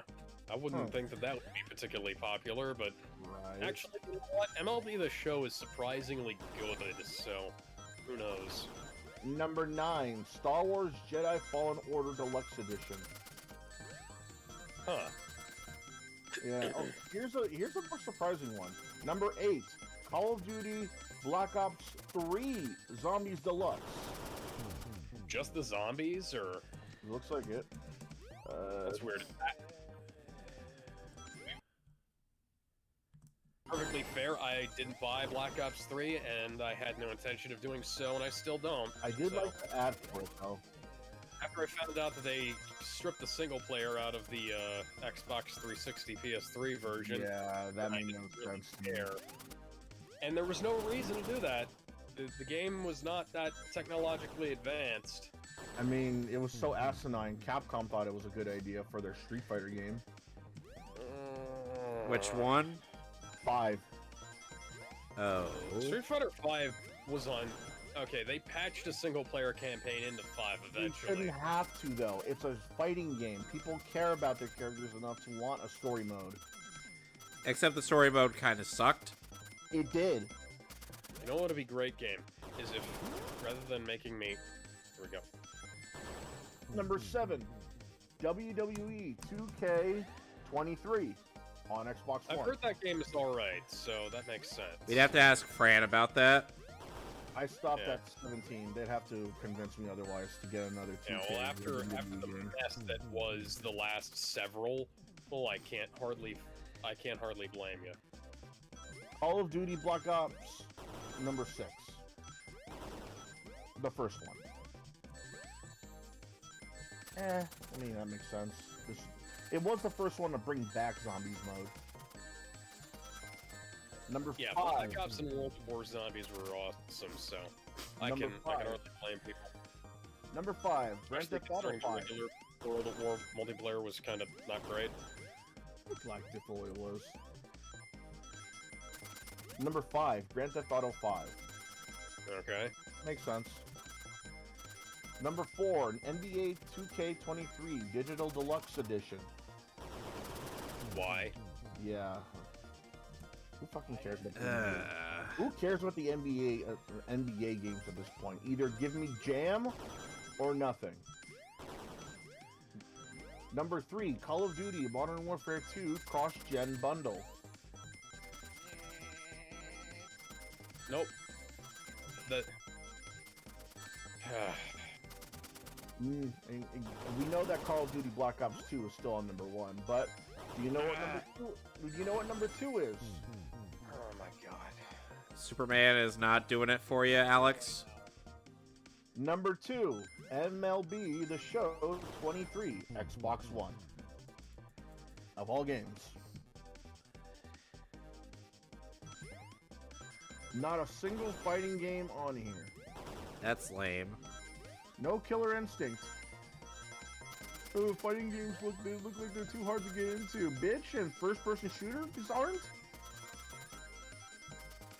Give me that shit. You quickly go to Call of Duty. Call of Duty looks more easy to put the sniper rifle up my butt. Oh my god. So anyway, yeah, I don't think I need to go any further than that. Let's see here. Oh, Destiny 2 players aren't happy with rewards from Legend activities. How many of you played Destiny? I have not touched it. 'Cause now the guilt is all mine. Can't live without the trust from those you love. You play a little Destiny. You can't Oh my forget God. love and pride. 'Cause of that, it's killing me inside. I don't think anyone here cares about Destiny 2 then. No. Alright, let me skip to this one then. This one's a little relevant to YouTube. Anime reaction video creators are suffering a YouTube content crackdown. This can mean anything. I'm done. Anime reaction videos have become the target of copyright strikes and channel terminations.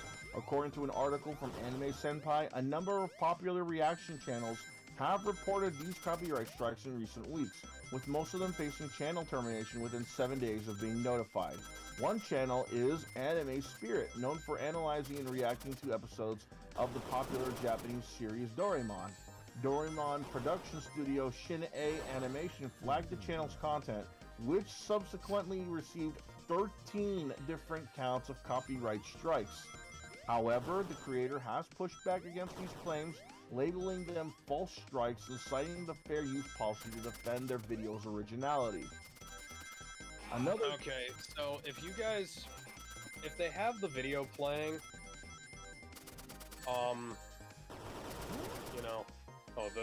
that's gonna be difficult to argue, but if they do like we do, Yeah, if they do like we do, and it's just the audio. Oh, I from kinda our doubt side. it, to be honest. 'Cause No, they wouldn't have- nobody really listens to the audio because nobody can hear the audio.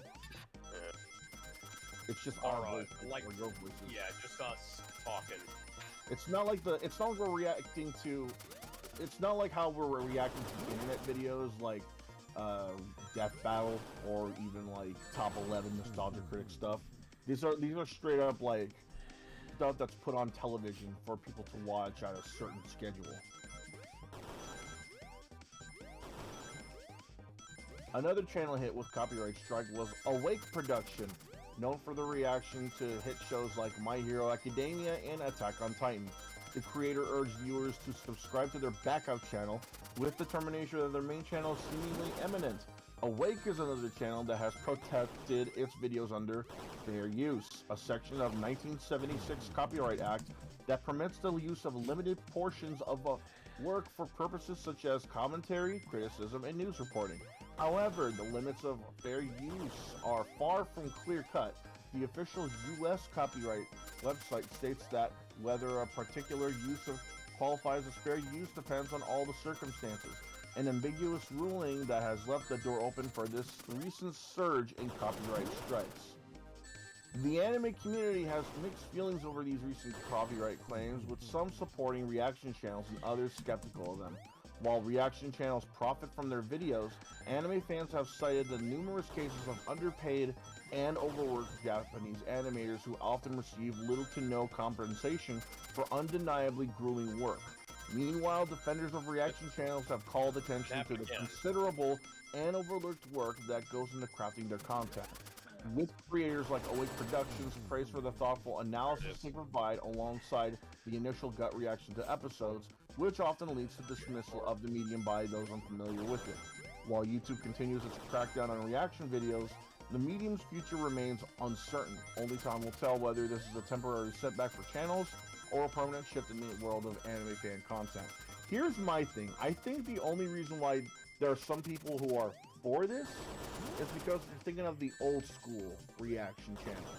Like putting like a video player on the corner and then they watch it, a whole episode or movie or series of episodes, and literally don't do anything except for the occasional gasp or giggle.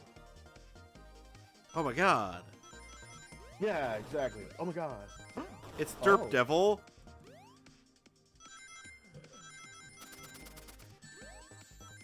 Nowadays, though, I don't think there are many reaction channels that are like that anymore. There's a reaction channel that I know of. I don't remember what it's called, but there's a reaction channel where it has like the mother and her two daughters. They would watch movies and react to them suggested by their fans. And what they do is that, well, yeah, they still do that thing where it's like the movie's playing on the in the bottom right corner or like on the other side of the video player. What they do is that they make the movie either transparent just a bit, or they make the Kingdom Hearts video. Yeah, or what they do is like they let the movie play, but they will cut large portions of it out if they don't react to it. Yeah, that's how Mauler does it. Yeah, so those are the kind of reaction channels where I feel like it's not really justified when it comes to copyright anything or like strikes, because those guys know what they're doing. They know what to edit out. They know for how long a video that kind of thing. But when it comes to people like, let's say, Lucy, I was gonna say, when it comes to reaction channels like what was her name, Lucy Liu, or something like that. What was her? I think that was her. Who was the actress? No, yeah, I'm thinking of another Liu. Let's see if I can look her up on YouTube. There are people who legitimately react to whole movies and whole anime episodes. Yeah, without adding a whole lot of commentary to it. And granted, like COD v not a COD, Benjamin Hughes v Benjamin is a fairly decent ruling to cite. I hope that people cite it quite heavily, but oh, here you go. Suzy Liu. Her name is Suzy Liu. She's very infamous for doing what I just said. You know, reacting to whole episodes with no cuts and barely any reaction. And what's made it worse though is that she's the worst kind of reaction.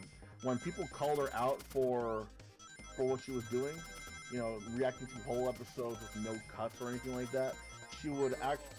If you talked about it openly on YouTube, like say you made a video about her, she would be infamous for striking it down, or like saying how you deserved it, or it's art what I'm doing, that kind of thing, insult you. She would basically say that you're everything but the son of the devil if you criticize her for her anime reactions. Because that's what she was doing. She was literally reacting to whole anime episodes and leaving it up on YouTube so people could just look at the episode instead of her, if they wanted to. And she's a bitch too. Fuck you, Suzy Liu, trying to fucking flag down PewDiePie. So I can see that Alex has quit Superman 64 in favor of SOCOM. XCOM. Whatever. Suzy Liu. Lucy Liu, I'd smash. Suzy Liu is another story. She's a YouTuber that gets on my fucking nerves. She almost tried to. She threatened to copyright strike PewDiePie all because she was criticized for being a reactionary channel or whatever the fuck. Like, oh, she said what about me? I'm a copy strike him. I'm a copy strike him.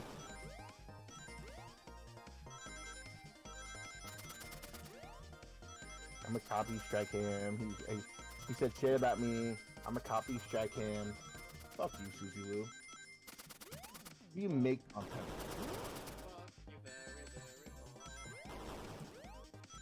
So, and other news that will bring a whole smile question mark to your face. One Piece creator believes the franchise can succeed without him. Sure about that, Oda? The One Piece creator believes the franchise can succeed without him. Are you sure about that, Oda? Eiichiro Oda, the author and illustrator of the One Piece manga, believes the series would succeed without him if health issues forced him to step down. According to Twitter user Sandman, Oda mentioned the possibility of the One Piece series continuing without him in a 2017 interview. A lot of staff are involved in the One Piece industry, Oda said, but I don't feel any pressure at all because I don't feel any responsibilities other than the manga. It wouldn't have a big impact even if OP were to suddenly come to an end due to my health.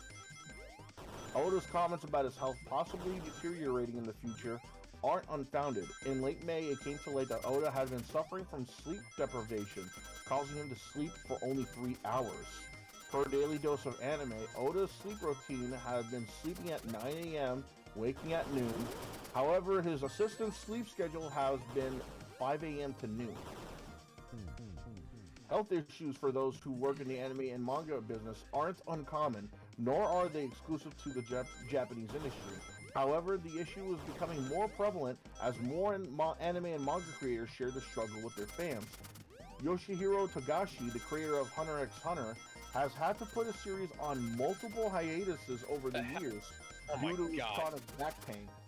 Togashi's poor health has affected his ability to draw and how he lives his life. Allow the thin men to just spawn like that. Kohei Hirokoshi, the creator of My Hero Academia, also had to put his series on hiatus because of poor health. I remember that. After a 2-week break, the manga resumed publication on March 26th.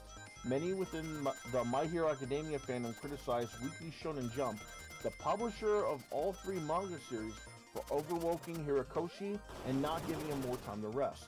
Similarly, One Piece fans are also expressing concerns for Oda's health, wanting him to take care of himself first and foremost. Although Oda's main priority is the One Piece manga, he is also involved in the anime, video games, and upcoming live-action TV series for Netflix. Dude, I say let the man rest. Holy shit. And One Piece is going on for how long? Too long? 20 years. He's almost done with it. Almost done with it? Yeah. Almost? Kubo finished Bleach. Kishimoto finished Naruto, and meanwhile, Oda is only almost done with One Piece. Dude, Dragon Ball Z was done with. So was GT. So was Dragon Ball Super. This was anime-wise. Super's manga is still ongoing. As far as I know, One Piece never had any kind of break like that. Nope. I hate this part. I hate this runner thing. Well, let's just wish him a speedy recovery and hope that he gets back on his feet so we can properly create and not just create, because you know that if you properly create, you care more about your work than others. Yep. In movie news, The Batman Part 2 will reportedly include a live-action Clayface. Yay. Mess me with your shoddy 3D. In some form or another, it's looking like we could soon be seeing a live-action version of the DC supervillain Clayface. Recently, it had been reported that filmmaker Mike Flanagan had pitched a Clayface movie to Warner Brothers. Why a lone movie? Why would you make a solo Clayface movie? Yeah, this isn't the Joker. This is Clayface, man. Come on. But that the project didn't seem to land. A new report from Deadline sheds some new light on Flanagan's pitch, noting that the studio hasn't officially said no, though such a project hasn't yet been greenlit at this time. The report also clarifies that the Clayface movie pitch by Flanagan was not meant to be part of Matt Reeves' Batverse with Robert Pattinson, though it's not clear if it would be for a Joker-style standalone film, or if it would be connected to James Gunn and Peter Safran's DCU. Please, dude, come on. Could we stop Could we stop making all of our goddamn comic book villains so sympathetic? Like, really? Clayface I can kind of understand in Clayface, some ways. Clayface I understand, but okay. Let's say they make another Marvel movie and they involve the Great Lakes Avengers, let's say. I'm not saying they will. They might. I'm not saying they will. but let's just say for an instance. And their first supervillain happens to be Carnage. Right? You know that in the comics, Carnage doesn't give a shit about anything, despite how rough his childhood was, right? Yeah. He'll kill anything. Yeah, well, here's the thing. I like how they portrayed him in the movie, because it wasn't like he had a sympathetic backstory. Venom didn't care. Venom's like, fuck this guy. This guy was more on point of Carnage. This one was more like an on point Carnage, but with a little bit of Silence of the Lambs vibe. He had more of a Silence of the Lambs vibe. That's the thing. If Marvel had the chance, they're going to make Carnage sympathetic. No, they're like no. I had such a shit childhood. My grandma put cigarette burns on me. And my mom almost killed me because I killed the dog. Sympathetic, though, you know. The dog almost ate me. I just wanted someone to care for me. And when someone found me and someone finally cared for me, I just snapped. I put the dog on my butt. Did you actually watch Let There Be Carnage? Yes. Okay, yeah, because that's not what happened in the movie. No, but I know that's not what happened in the movie. But I'm just saying, if Marvel had their way, I know this is like Marvel, not Sony. Marvel. You know they're gonna try and make Carnage the most sympathetic bastard there is. Because look, if any kid survived what Carnage went through, oh yeah, that kid would gain the deepest of sympathies. But this is Carnage.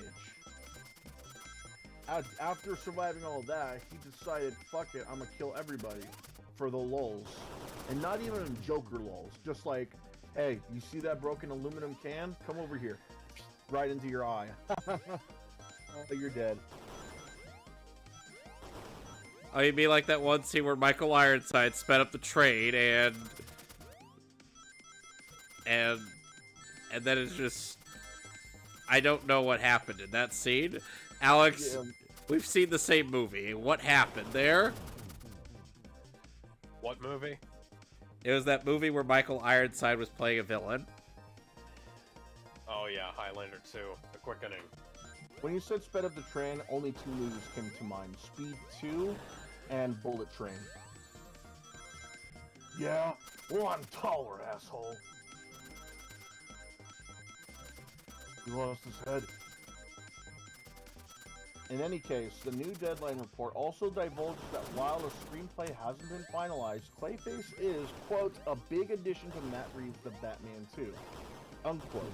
If the shape-shifting supervillain is in fact intended to be introduced in the sequel to The Batman, that would explain why producers are hesitant to simultaneously give the go-ahead to a separate project from Flanagan that's focused on the character. In any case, a Clayface movie is something that Flanagan's had on his wish list for a while, and it would seem that he's getting closer than ever to turn that into a reality. Well, I wanted to do a Superman movie. Probably have Clayface in the Batman 2, and then they'll have Clayface the movie solo. Wait, you think like a Venom movie? I mean, like he's not exactly an anti-hero. I'm thinking like they'll make a different Black Label DC Black Label movie called Clayface. Kind of like how they have like the Batman and Joker and stuff. Although the Black Label stuff is kind of they're inconsistent because the Doom that came to Gotham is a Black Label movie. Here's another thing. Here's another thing, though. We know Clayface's origin, right? Vaguely. I'm not 100% familiar. He's a washed-up movie actor. Yeah. How many movies have there been where they had a washed-up movie actor anywhere in his career that turned? You know who they should get? You know who they should get to play? This washed-up actor who turns into a giant blob monster. Who? Steven Seagal. Oh God. That's horrible. Oh yeah, nostalgic.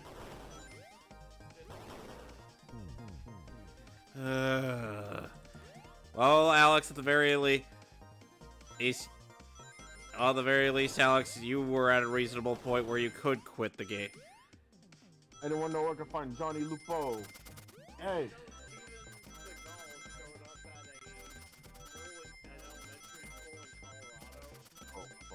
What? Yeah, he showed up at a school in Colorado. Oh, I can only imagine. And then he started crying in the microphone. I can only imagine how it was away from the phone. Oh, you're talking about the South Park skit. Okay. No, I would see him. Yeah, I could see him bitching about it though. I could see him bitching about it though. He hasn't once lifted a dumbbell after. Have you guys He used to be in really good shape, and it's frankly embarrassing. The fact that the only shape he's in is round now. He was a gym instructor, wasn't he? He was an Aikido instructor. He was one of the best, and he was a stuntman, stunt coordinator in Hollywood. But he was great, and then crazy though. He's fucking crazy though. Oh yeah. Like, He's constantly picking fights with people who can beat him up. Like there was this one time, and like he picked a fight with Jean-Claude Van Damme, and Van Damme just chased him around Hollywood, like Bugs Bunny basically, and he said that I challenge you to a fight any time, anywhere, and Van Damme was like, okay, hey, we're gonna fight here, we're gonna fight here, we're gonna fight here. No, okay, hey, let me know where you want to fight. Out of all the people you could be asking to fight, you had to ask Jean-Claude Van Damme. That guy can fight. The Belgian karate champ. He's a kickboxer, isn't he? Most recently, he was picking a fight with fucking Chuck Norris. He says, "Oh, Chuck Norris So is he too says old that. to protect anybody." Hey, Chuck Norris is like 80-something now. He's Motherfucker, like 70-something. 70-something. No, Chuck Norris is 70-something. He's still in good shape. Oh yeah, well Chuck Norris is like 70-something, but Steven Seagal is like 60, 70-something too. So he's in no. And you know what? Chuck Norris might have had 2 hip replacements, but he can still fucking move. He probably still has that fist under that chin somewhere. Well, Chuck Norris can still pull off his roundhouse kick. It's just like a little more difficult. Well, it's not like he's having other people do his fight scenes for him these days, like Steven Seagal does. Yeah, he can be comfortable in the kitchen anymore.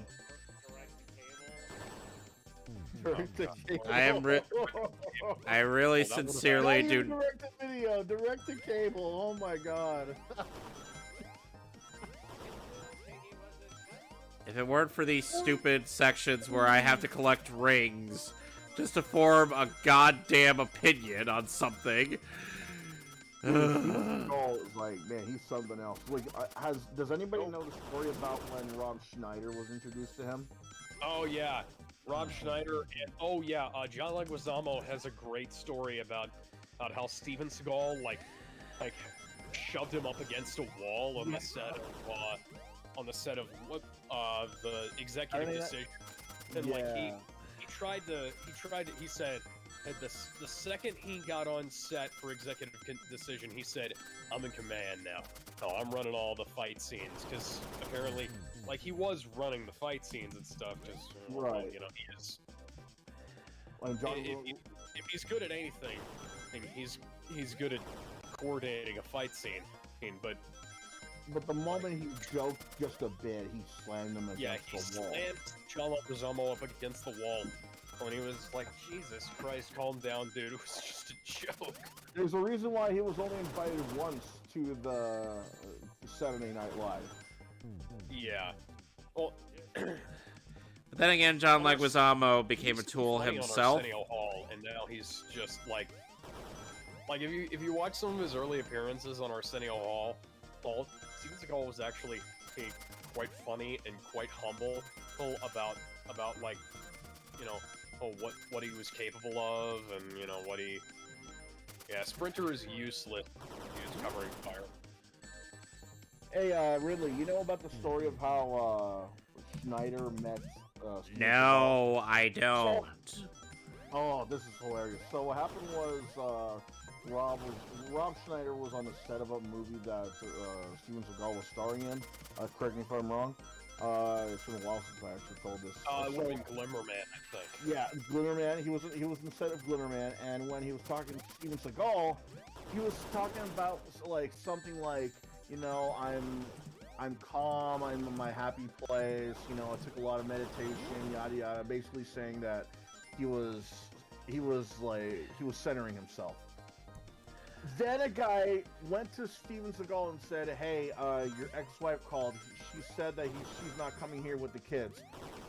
That's when he snapped. "You tell that fucking bitch that she better come here with the fucking kids. I swear to fucking God!" Shouting, pointing at the guy, and then after he was done, Steve goes back to Schneider and like, "So anyway, I'm in my happy place. I'm calm." I'm like, "What the fuck?" He went from "I'm calm, fuck you," "I'm calm again." I'm like, "What the fuck?" It's especially funny when you actually hear Schneider describe it, because it's a lot more fucking hilarious. He does a good impression. Oh, Rob Schneider's actually funny. Yeah, Rob Color Schneider, be surprised. Rob Schneider for... Oh, yeah. Seagal also tried to pick a fight with Arnold Schwarzenegger once upon a time. Aw, that's precious. Arnold Schwarzenegger took a drop kick to the back at age 70 and barely even noticed it. And so I earned the nickname Tank in XCOM, so that sounds about right. And I'm debating whether I get Shredder Rocket.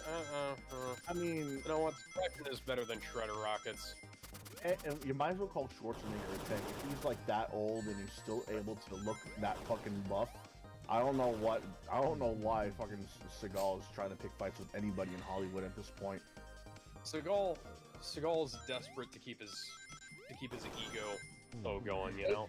Dude, he ate his ego years ago and it still hasn't digested.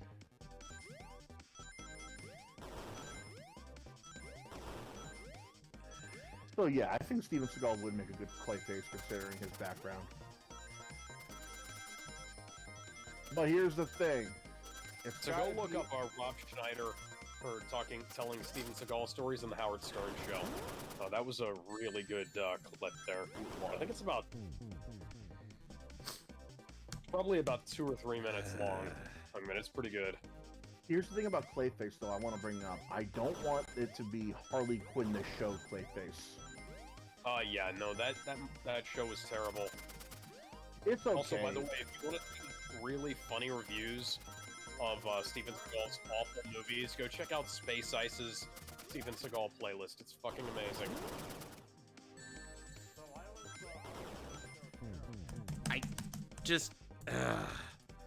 I gotta collect 70 rings, which is nearly impossible on this stage.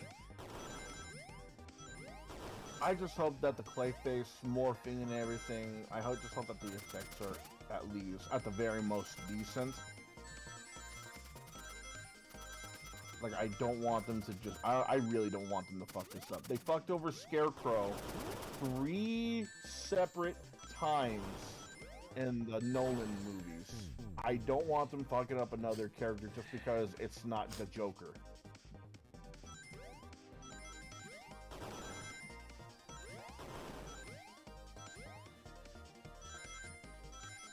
Skip over that. I think we said what needs to be said about Clayface. Here's a little sad news, but also a little bittersweet. Clint Eastwood reportedly setting up final film at Warner Brothers. After several decades spent in show business, Clint Eastwood is reportedly looking to bring his film career to an end with one more feature film. The 92-year-old Who's last movie, Cry Macho, was released in 2021, is looking to team back up with Warner Brothers for his final movie. According to a new report from Discussing Film, Eastwood's next movie is being billed internally as the last of his career, though the report adds that the actor and filmmaker is still not fully decided about retiring after the movie. In any case, it makes sense for Warner Brothers to be the home for what could be the last film, as Eastwood has a long history with the studio that has previously seen him release more than 10 previous titles for the studio. Discussing Films report also divulges some details on his planned final film for Eastwood. Called Juror Number 2, the movie is described as a thriller that will follow a juror on a murder trial who realizes that he may have caused the victim's death and must grapple with the dilemma of whether to manipulate the jury to save himself or reveal the truth to turn himself in. Eastwood is definitely planning to direct the film, and as he often stars in his own movies, chances are he'd have a role in Juror Number 2 as well. It's reported that a certain young Hollywood star is being eyed for the lead role, but no casting has yet. But not. God, that is worded weird. But that no casting. God damn it. But that no casting has yet been made official. Clint Eastwood rose to fame as an actor, particularly with his work in iconic Western classics like the Man with No Name trilogy, as the popular Dirty Harry film. God, this fucking diction. Trilogy as well. We don't necessarily need to keep reading it. Yeah, basically, this is going to be his last film. You know, that it could be that he's preparing to retire, or it could just be that he's planning on moving over to a different studio, so who knows? I mean, he's 92. He's 92 years old, and if he goes away, and if he decides to retire, he's old. The man's made a lot of really good movies over his career. And he's lived a sort of adventurous life too. Oh yeah. I would say he could be right that he might be making his last film with Warner Brothers to move to another studio, but at the same time, he's 92. He's not exactly like Stallone 92. Well, he's not 92, but you know what I mean. He's not in the best shape like other aging stars are. Yeah.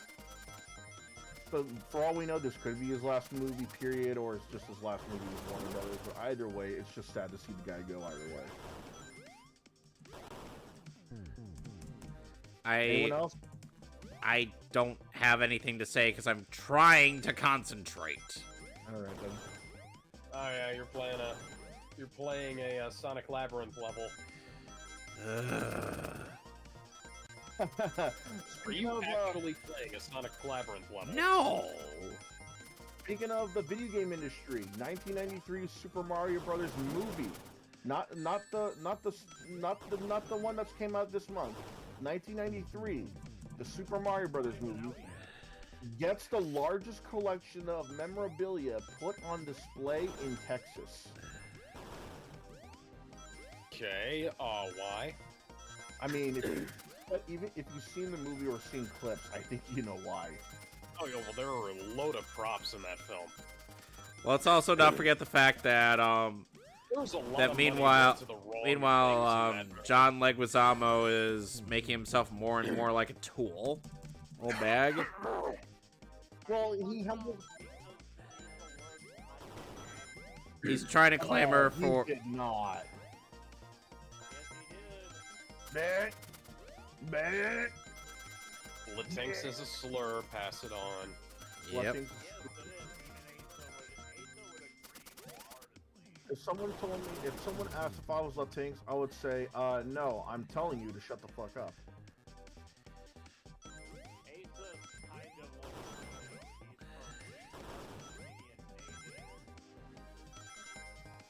So he counts.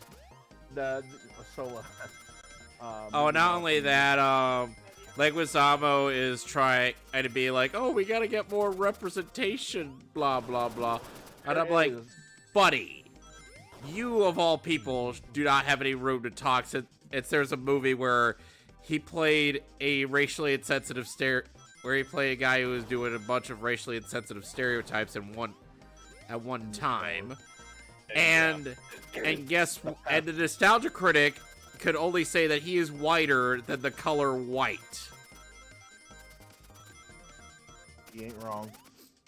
No, Doug is on the nose with that one. So to provide context of the memorabilia being put on display, there's a tweet that they added here that has Daisy's dress, Daisy's pendant, the Super Jump shoes, and a couple of helmets from the Goombas. Monkey! The movie was such a mess in terms of production. Like, they spent the money on things they shouldn't have. Like, there's awesome production design in that movie, but it's all in service of, like, fuck all, you know?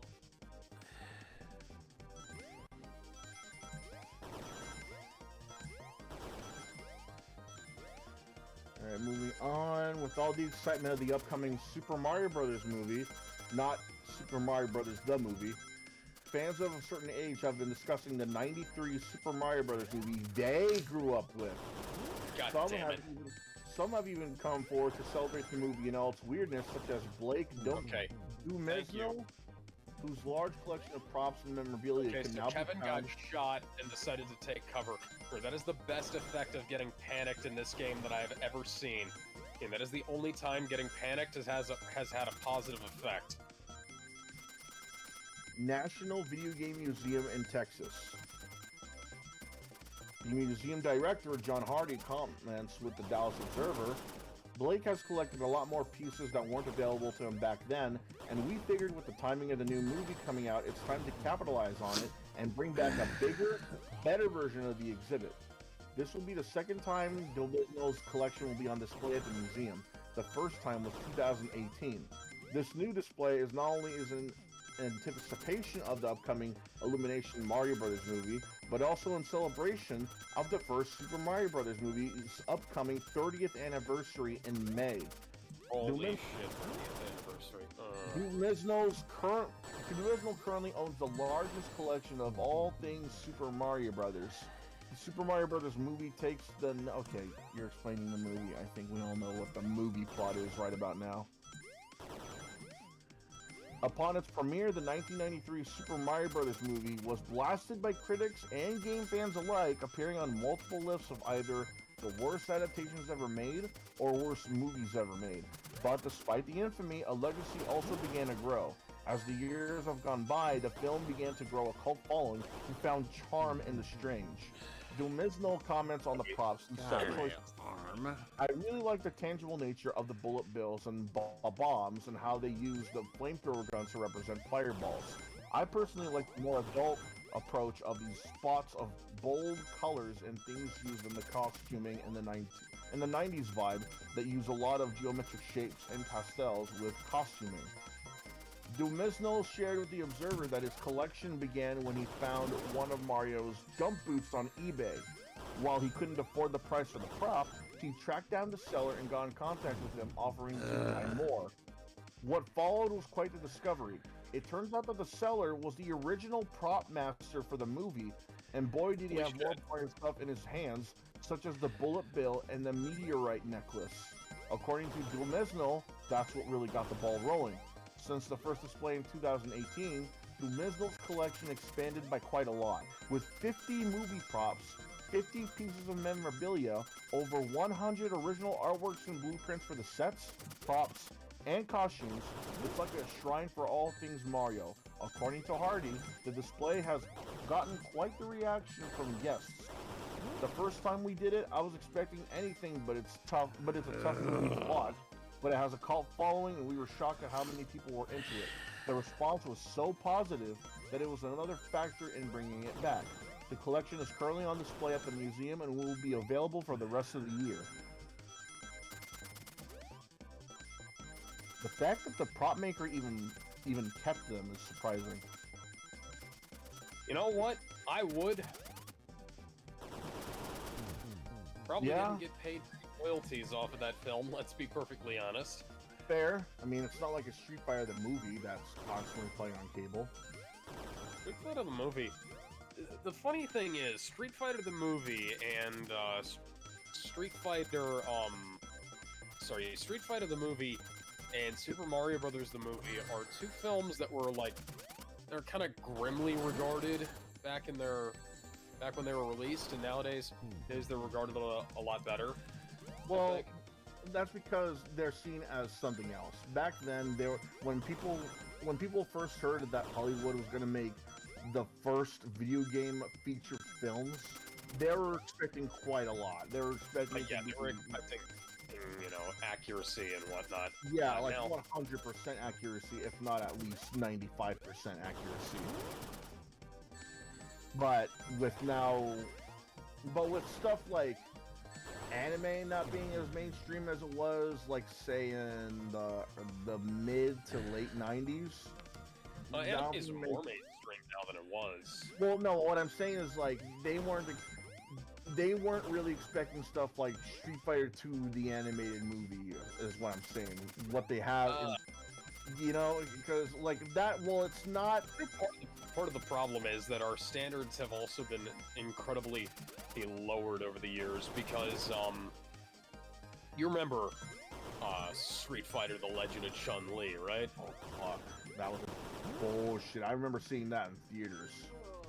You actually saw that in theaters? What the hell? Oh yeah, I had some Irish Bison. Ugh, fuck. Mick Bison, as people like to call him. Keep in mind, the only movies I enjoyed watching back then that was Street Fighter related was Street Fighter 2, the animated movie, on VHS, on legitimate VHS cassette. I have not watched Street Fighter the movie at that point. I have not watched any of the other anime adaptations, such as Alpha or Next Generations. The only movie I grew up with that was Street Fighter was Alpha and Hey. Alpha makes sense. The only Street Fighter movie I ever watched was Street Fighter 2, the animated movie. When I saw this and I heard it was live action, I had some expectations because Chun-Li was like a legacy character. Then I saw the movie with my best buddy. He paid for the tickets, got us the popcorn, the drinks. Oh fuck! Did I want to throw that shit up the moment I heard reuse something. Oh, there was also the awful King of Fighters movie.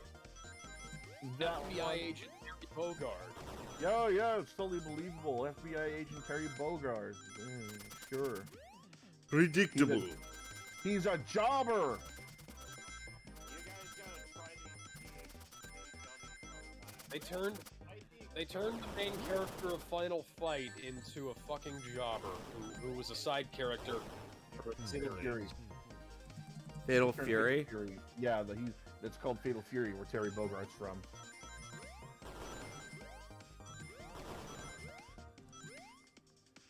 Smash players be like, duh, Terry, who's Terry? Oh, so you don't play fighting games. Oh, angel. I never played any of the Fatal Fury games, and even I know who Terry Bogard is based on the animated adaptations of his stuff. Quite an excellent movie. Movie and OVAs. Yep. By the way, Gizmo, you could get your hands on the anime stuff, since it's on Blu-ray and whatnot. I gotta get me those on Blu-ray, man. I bet the quality is amazing. It is. But I'm still sticking to the VHS ones until I can get those. It's the previews for like the other manga products that get me. Manga. It's pronounced manga. No, manga entertainment. Manga entertainment is how they pronounce the UK version, I think. Yeah, and manga entertainment was manga entertainment, it's a tomato, depending where you're coming from, and I'm not just saying that just to cast that aside because who cares. I'm legitimately saying that it really depends, because Why are you guys hiding in the bookstore? in the US, when manga industry or manga entertainment was promoted in a lot of the anime movies on VHS, they pronounced it manga industries. Kind of like how SEGA was pronounced as SEGA in the UK.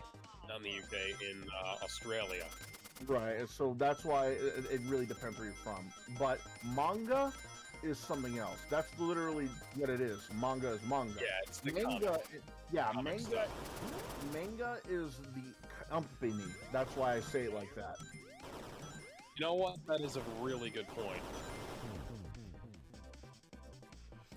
Speaking of fighting games, 43%. I have an assault rifle, and I'm trying to shoot it. speaking of fighting games, Street Fighter live-action movie and series is now in the works. Nope. Because that worked first time, didn't it? Again.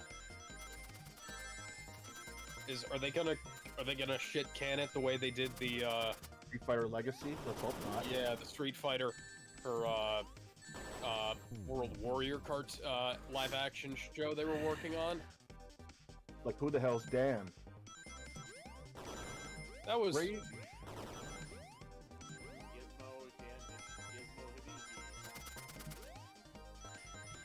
Why do you like Dan Hibiki, Gizmo? He's the underdog. Sonic Rio 655 says, wait, this isn't Superman 64. I was playing Superman 64 in the first hour, and then I got to a point where, The game didn't want him to continue? Yeah, the game didn't want me to keep playing it, so I just stopped. Heat ammo, that's fucking worthless. Rapid reaction. You don't run into that many robots in this game. Rapid reaction is universally good.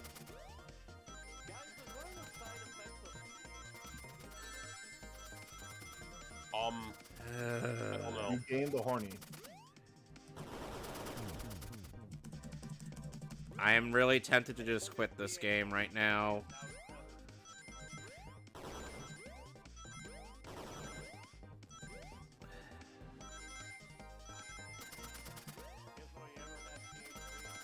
Nope, but you know, I plan on it in the future when I can find it.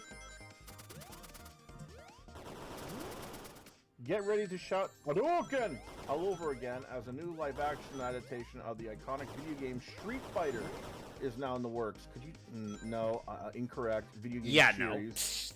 No. Yeah, is it animated at least? No. Don't know. Let's see. Is now the studio who were behind such blockbusters as The Dark Knight and Dune, really, have now struck a deal with Capcom, the company behind the Street Fighter series. Okay, there Legendary. you go. And have acquired exclusive rights to the franchise via THR. Not only as a live-action movie now being planned, but Legendary is also helping to create a television series create a television series adaptation of the beloved game. Really? The guys who are behind Dark Knight and Dune? I mean... So the guys behind the Mortal Kombat movie are going to be making a Street Fighter movie? Yeah, kind of counterintuitive, don't you think? Hire the killer that killed you so they can catch another killer, is basically what I'm hearing. A series of fighting video and arcade games developed by, we know video games, okay? You said Street Fighter was a game, so you clearly don't. Let's see here. At present, further information on what Legendary Entertainment plans to do with the live-action movie and television series and how they plan to adapt the franchise is unknown. Of course, Street Fighter has been adapted for the big screen before, and while it is now looked upon affectionately by some, we can only hope that this new attempt will yield better results. No. It's been adapted twice for the big screen. One is looked upon greatly because of how goofy it is. One is looked down upon because of how shitty it is. This will not be the first time that Street Fighter has been adapted into live action. The video game has brought it to screens courtesy of Universal Pictures back in 1994, starring Jean-Claude Van Damme and Raul Julia, along with the likes of Byron Mann, Damien Chapa, Kylie Minogue, Ming-Na Wen, and Wes Studi. Loosely, and we mean very loosely, based on the game which shares its name, Street Fighter follows Colonel Guile in his fight to bring down the nefarious General M. Bison, or, nefarious general, because they didn't space it. A military dictator and a drug kingpin who aspires to conquer the world with an army of genetic super soldiers. Of course! While Street Fighter was successful at the box office, the efforts were not well received by critics, and the project now stands as an example of how not to adapt a video game. However, Street Fighter has... Chun-Li should stand as an example of how not to adapt things, and yet they keep doing things that are essentially the same. Funny thing about that.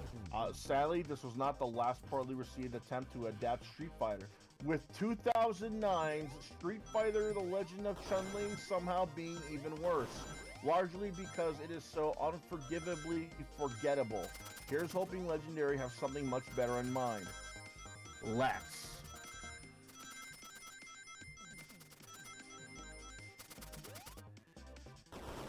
You know those stories about how that one guy, that one strange guy out of the friend group who somehow lost his virginity to a girl under weird circumstances? Yeah. Legend of Chun-Li was that. Legend of Chun-Li was exactly that.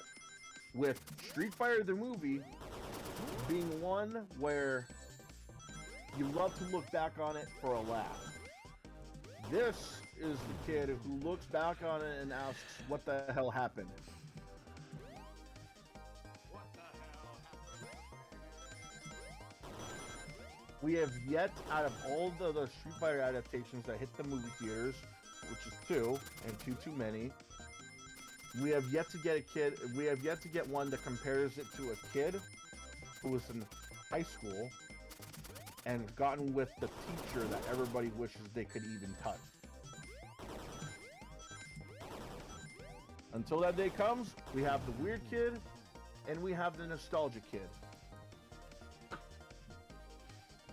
You can fuck that noise. Alright, Roman Reigns wins WrestleMania. Why? I think that movie good for fighting game movie. Okay, so the Paul W.S. Anderson Mortal Kombat movie was good. The other two were not. Okay, yeah, here's what. Okay, speaking of Mortal Kombat movies, why does everybody keep saying that the first one was bad? Even though it was really good. It's really good. I mean, okay, we get why people hated the rating. Because nostalgia critic hated it. Nah, come on, though. If that's really is the reason.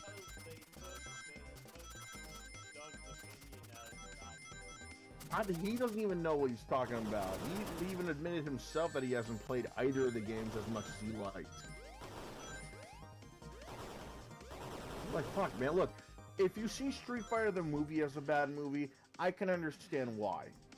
You know, there's a lot of inaccuracies, there's so much goofy shit. Are you mad enough to fight with me? Nostalgia critic hates it. But if we're talking about Mortal Kombat movies that are bad, if you were to say Annihilation, okay. If you were to say the modern one, okay. Understandable. What about the animated ones? The animated ones are another story. This we're talking about theatrical release. They had all the budget in the world to do everything they wanted to when they were able to. You want to know why Lambert turned down Mortal Kombat Annihilation? Because they offered him less money. That and it was the script. Yeah, he hated the script. They even had a little Easter egg about This it. is a man who said yes to Highlander 3, by the way. They even mentioned it as a little Easter egg and in an intro of Johnny Cage in Mortal Kombat 11. Like, in one of the intro, you're able to select what kind of intro your characters can have in Mortal Kombat 11. The ones for Johnny Cage is the first one of him sliding into the scene with his shadow kick. Another one where you see him lifting his Oscar like it was a dumbbell. Another one where he walks in putting his shades on, and another one where he's talking on the phone. The one where he talks on the phone, you'll get this one piece of dialogue. Johnny Cage, page 62, Johnny Cage dies. Is someone high? Yeah, I love that line. That's the reference. Finally! Oh, I'm finally past that stupid thing. Speaking of movies, let's talk about something that sounds like it sounds like it should have been an April Fool's joke but wasn't. Moana? Yeah, Moana live action movie. It was released 8 Rock years announced ago. it. It was not even a Movie is legacy 7 movie. years old. But let's see. Yeah, so The Rock is producing this movie. I presume that he's also going to be playing the same character he played in the animated film. This isn't even a legacy Disney movie. This doesn't even. Why would you even? Out of all the movies you can make into a live action, you're picking Moana? Yeah, dude, I'm not even gonna ask for more live action movies. They're gonna remake Hunchback of Notre Dame, and I'm just like, I have yet to see a Disney movie that was turned live action that made me say, I love this, or even I can dig it. Hunchback of Notre Dame is one that I've wanted for a remake just for actual interesting ideas. There is a live action. It's called The Hunchback. No, I'm talking about Disney. Yeah, it's called The Hunchback. You might as well watch that movie instead, because you know they're gonna screw up at whatever live action movie of their own properties. Yep, Espio was the one who quote-unquote murdered Sonic. Oh, he's up. They messed up Lady and the Tramp. They messed up Aladdin. Fucking Aladdin. Aladdin! They could have just brought in a Bollywood team to make the damn movie. Well, you know what? If they actually cared, that's what they would have done. Actually, you know what? I believe that guy, what's his name? Him, I want to call him Guy Fawkes, but that's not his name. Guy Ritchie. Oh, by the way, the train that the cast are on is a badnik. Guy Ritchie would have done a good version of that if they'd have actually, you know, let him do his thing. But they, Is he related to Lionel Richie? probably not. Alex, I think you missed the fact that the train that the cast is on is a badnik. Huh. Oh, and it's also Amazing. being powered by a flicky.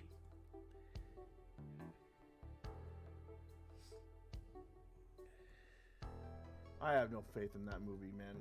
This movie is 8 years old, man. It's not even... Dude, if a movie is not even old enough to go out on a date, then it shouldn't even be getting a remake. Hell, if it's not even old enough... Even if it's not old enough to drink, it shouldn't... I don't care if it's old enough to drink. I don't care if it's old enough to even touch the retirement fund. Animated Disney movies should not be getting live-action remakes. They never worked. They never worked. Like, point me to a movie that has gotten praise, period. Not just praise for. No, not praise because. No, just praise. Just Jungle praise, Book? period. Jungle Book? The live-action one. Yes. For what? What they should do, they should make a live-action remake of The Black Cauldron. Well, here's the thing. And the Jungle Book You really actually want tried me to be screw up that different. movie? It actually tried to do something different. And with the plot and whatnot. Yeah. As opposed to... At the end of the day, you can't say that the Jungle Book is one-to-one on the exact same as the original. Well, it does have... We know that the live-action movies, they make enough changes to differentiate from the animation. No, I mean in the sense that it's pretty much a different movie altogether. Right, but why should they have to? I mean, They've done it with all of their movies. Aladdin, Beauty and the Beast, Lady and the Tramp. They've made a lot of changes to try and differentiate from the original, only for everybody to just watch the originals. Like, they made Belle more, what's that word? Oh, and the bad Nick is talking to genuine. us. More assertive a character, never mind. The Yeah, fact she was more. already- They try to make her more assertive, only for her to not. liked her, you know, like she was already a really good character. Yeah, and they somehow made it less animated than the actual animated movie. Oh my god, it's a friggin' mute on. Literally You all remember- of these remember characters could potentially destroy the train, and without much effort, and yet we gotta play along with this visual novel. A weirdness. Here's my stance. If Disney's gonna make a live-action Disney movie, just make a live-action Disney movie. Stop trying to piggyback off your past creations by saying, "Oh, we'll make a live-action version of this." Okay, how about you actually listen to the fans and make the sequels, prequels, and remakes that they're actually asking for? Like, give us legit Monsters Inc. 2. Don't just give us Monsters Monsters Inc. the University in the TV Yeah, don't- show. Most people Nobody don't even asked like for that. No kid asked for that. No adult asked for that. Like, who? Nobody Monsters wants it. University was alright. Okay, but was it good? Was it better than the first one? You're just saying. I mean, it doesn't need to be better than the first one, but yeah, it didn't was even good know enough. I mean, granted, it kind of messes up continuity because they were supposed to have met like when they were kids, so you know. Right. Mr. Enter called it an unnecessary prequel. Yeah, I'd have to agree with that. It is.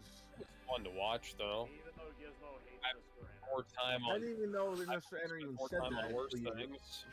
I didn't even know Mr. Enter said that until you brought it up. Yeah, 10 years ago. It's still really not necessary. This is a prequel nobody asked for. You could have made a prequel on almost. After a while, I've seen you agree with Mr. Ender, Ron. I'm not. I'm just saying there's when it comes to prequels, there's a reason why they exist, because they want to expand on the lore and answer questions that haven't been answered, right? Same thing with sequels, same thing with sometimes remakes. Very rarely do they do that with remakes. The prequels, they're supposed to be answering a lot of questions. Oh, hi, Eggman. If there are already a lot that haven't been answered in the original movie. If they were to make a prequel for Monsters Inc., I'd be open to it, but they made one that just didn't vibe right.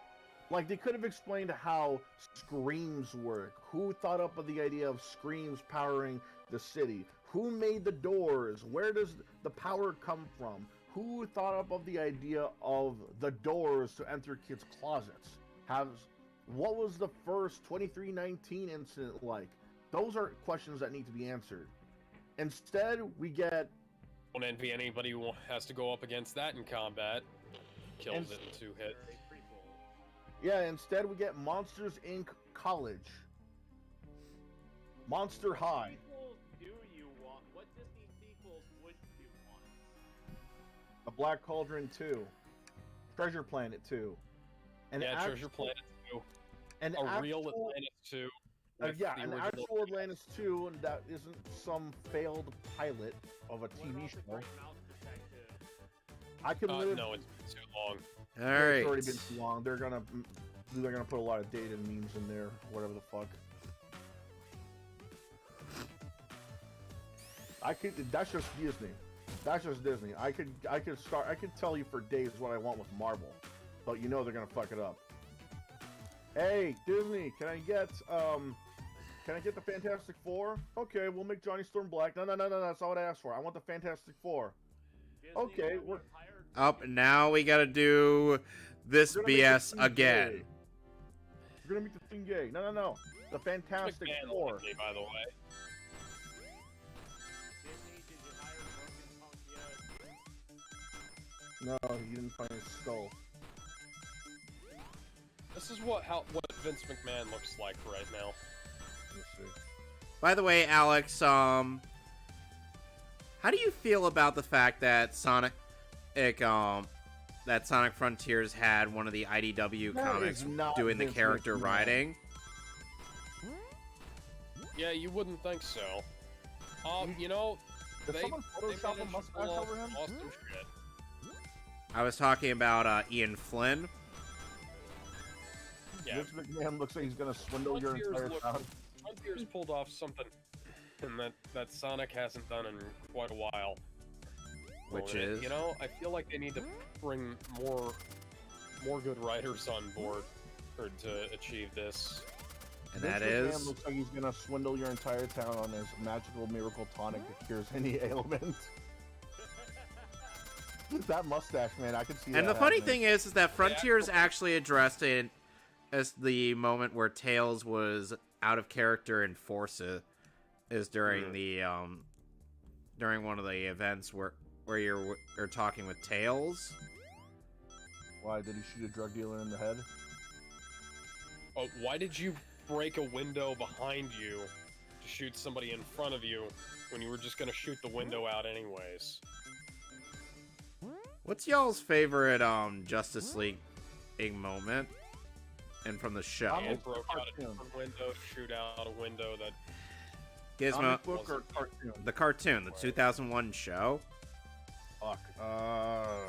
We're counting unlimited, right? Yeah, Unlimited. He's gonna say Black Canary. Nah, no, well, I mean, I should yeah, use the frag rocket. I smashed, but no, that's not my favorite moment. Galatea versus Supergirl in the holographic room. That was a neat one. I kind of like for regular Justice League, it would have to be the part in a Better World where Flash tricks Batman, Justice Lord Batman, into believing that he killed himself. Oh yeah. So yeah. I gotta bring something else up, because we were talking about stuff that sounds like it should have been an April Fool's joke.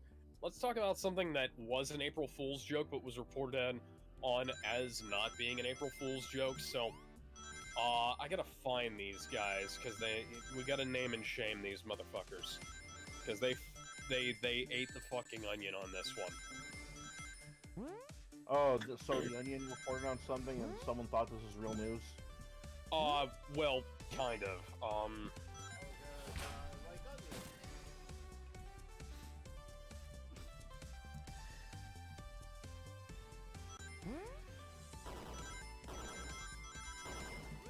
You know, after watching the new Puss in Boots movie, I'm just glad that. So nobody rockcelebrities.com, rockcelebrities.net rather, reported on a fake article from Metal Underground. Okay. That was an April Fool's joke. I'll remind everybody, the Metal Underground put out an April Fool's joke about Lars Ulrich about this. They're saying that Lars Ulrich was taking some time off to be replaced by a Megadeth drummer for a leg of their European tour. Now, of course, the fact that they're replacing him with a Megadeth drummer raises enough eyebrows as it is, but you know, the fact that Lars Ulrich, and I probably should have noticed this because I didn't read the original Metal Underground article to know that it was filed under their Just for Fun April Fool's section.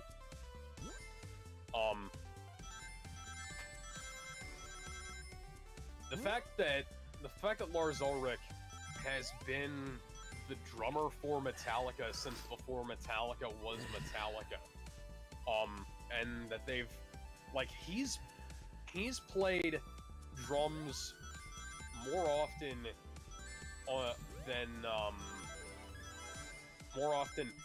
than Kirk or James have played lead. Like, the two of them have like, you know, they've switched out their roles, and they've had to have like, you know, Dave Mustaine was the original lead guitarist for Metallica way back when, and then they had a different guy who played lead on the demo for Hit the Lights, while James and Dave played rhythm, if I'm not mistaken. And then they also had a couple of different rhythm guitarists with them back when, because James burned his arm one time in the 90s on a pyro, and then another time there was this other time where he broke his arm skateboarding, and then they had to get somebody else to fill in, and you know. But all that time, Lars has been the drummer. Now, I understand if they needed to have like another drummer for their, because the part of their 72 seasons. Now we get the final boss of this game. Grueling We're fighting the trade. No, we're not going to suplex it like we're Sabin. If they were, you know, if they needed like fill-ins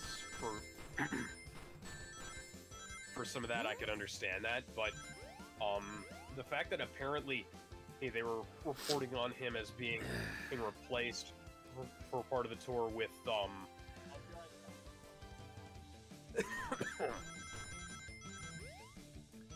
Damn Good Ground is pretty good.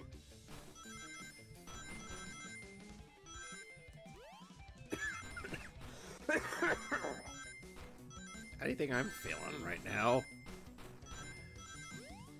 Ow!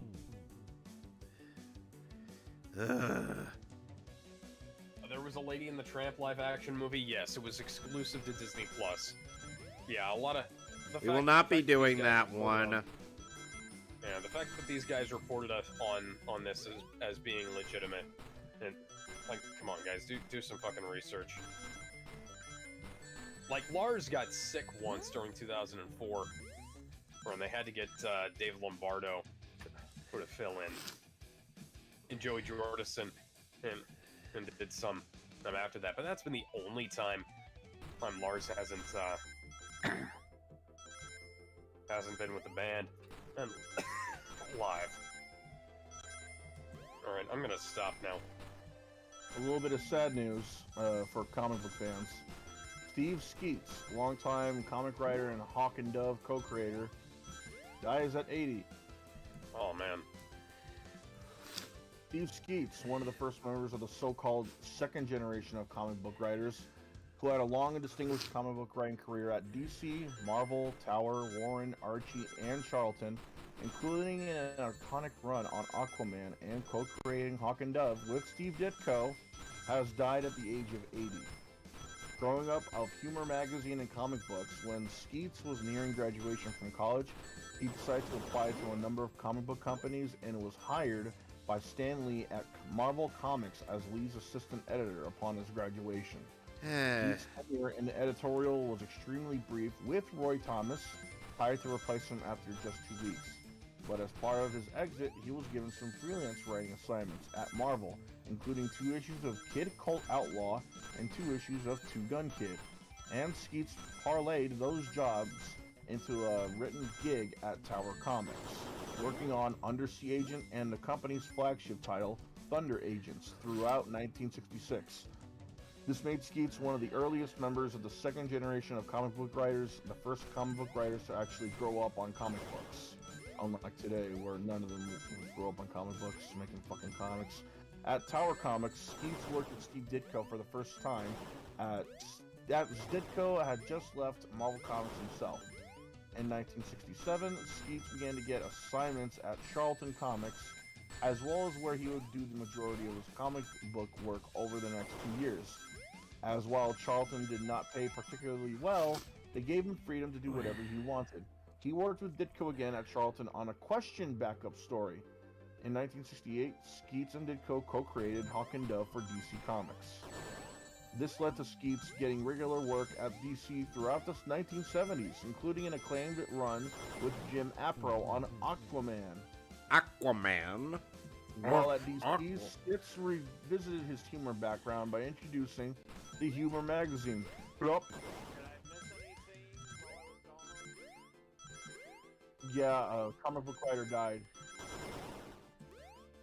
He also used his humor skills on a Plastic Man reboot for DC.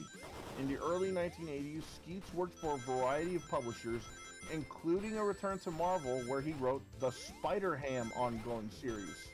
Man, that was a pretty good one. In the late 1980s, he did a short-lived comic strip in upstate New York called The Adventures of Stu Ben and Allegheny, referencing the towns of Steuben, New York and Allegheny, New York.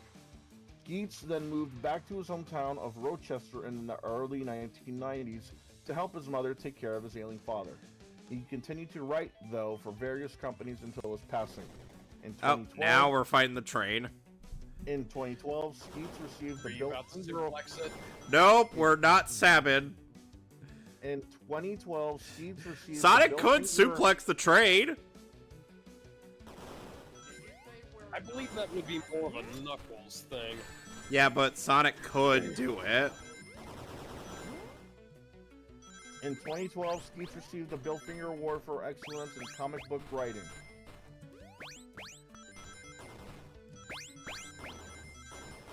This is straight up bullet hell.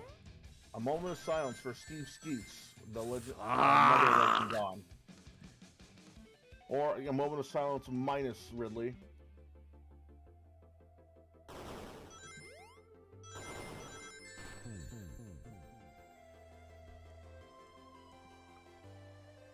We go. There you go. Okay. Now for some lighter news. Exclusive. Now, how the Teenage Mutant Ninja Turtles Street Fighter crossover may affect Chun-Li, Raphael, and more. Because What? of course something's crossing over with the Ninja Turtles. Who haven't they crossed over with? Besides, Oh yeah, so Anyone Marvel? we need Spider-Man and the Ninja Turtles teaming up. Come on, that would print money. yeah, Ruby. No. Hey, Justice League already did it. You know there's they're a gonna do Ruby it. movie coming out soon. You know what? Good question. Let me see. Oh, hell no.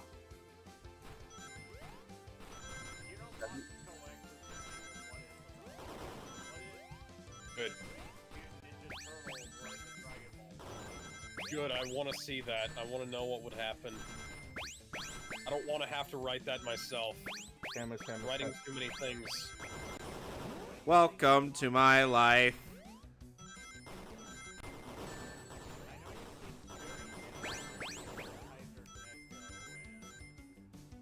I know you're kind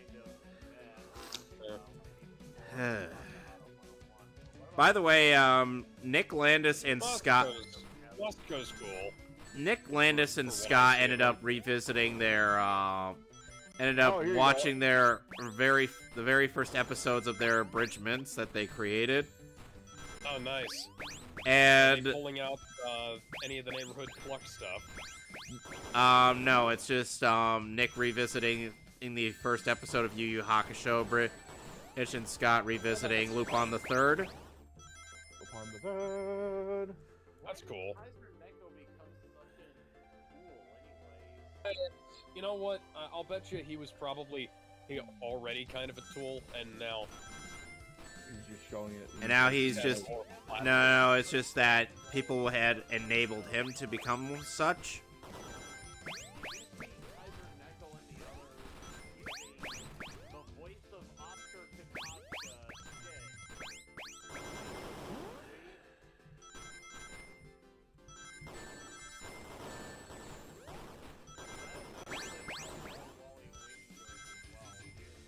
Yeah. Yeah, Wally. Wally Winger ended up making a tweet that basically is the truth, but people don't want to hear the truth.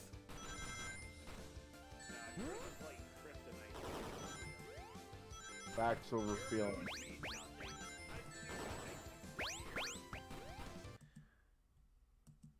Oh, here you go. April 25th is when Justice League Ruby comes out. Both on digital and physical.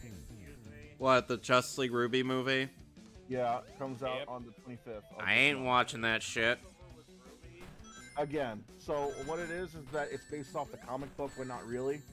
The Justice League Ruby comic book it's basically, you know, what if the characters were in the Ruby universe instead of the DC universe? So like stuff like Batman's First Batman Ninja Turtles comic, where the Batman Ninja Turtles comics has them being the It's not- has them isekaiing into the Batman universe, whereas the Batman and Ninja Turtles movie has them just being in the same universe together. Which Right, is but- which is better. But instead, it's like over here, it's like the characters still exist, but instead of like superpowers or ingenuity, it's all fondness and aura and semblances. Like for example, instead of Batman being handy with his gadgets and being the smartest man, He's a alive in faunus? the universe, he's a bat faunus and can literally generate sound waves. Superman is literally Superman is literally the solar powered shit, but taken to a stupidly new level. So instead of like, oh, he gets his powers from the sun, all he needs is just some juice and then he's good to go. No, unless he's under the sun, he can't do shit. The Flash is a turtle faunus. Why? Wonder That Woman- doesn't make any sense. I think it does because you know the tortoise beat the hare, Yeah, that's and turtles are mistaken to be the I know slowest turtles are characters. very fast creatures in real life, but they're But also think about it from like how we thought of turtles back then. Everyone thought, as well as kids, that turtles were the slowest creatures around, and there are still people that think they do. They still are, so it makes sense in their universe. Cyborg is still Cyborg. Aquaman is some sort of weird like, dark faunus, but not really. Wonder Woman's a cyborg. Why? Oh no, more accurately, android. Why? You're asking me that. Yes, because you're the one who's providing this intel. You're the one who has all the answers. I read It's it like once. me And that was asking it. Kevin why. Vixen is not in there, unlike the Justice League cartoon, or Justice League Ruby cartoon movie.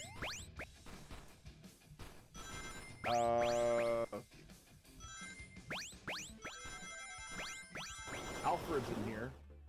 Alfred is in the movie. I mean, the fucking comic books, but not in the movie.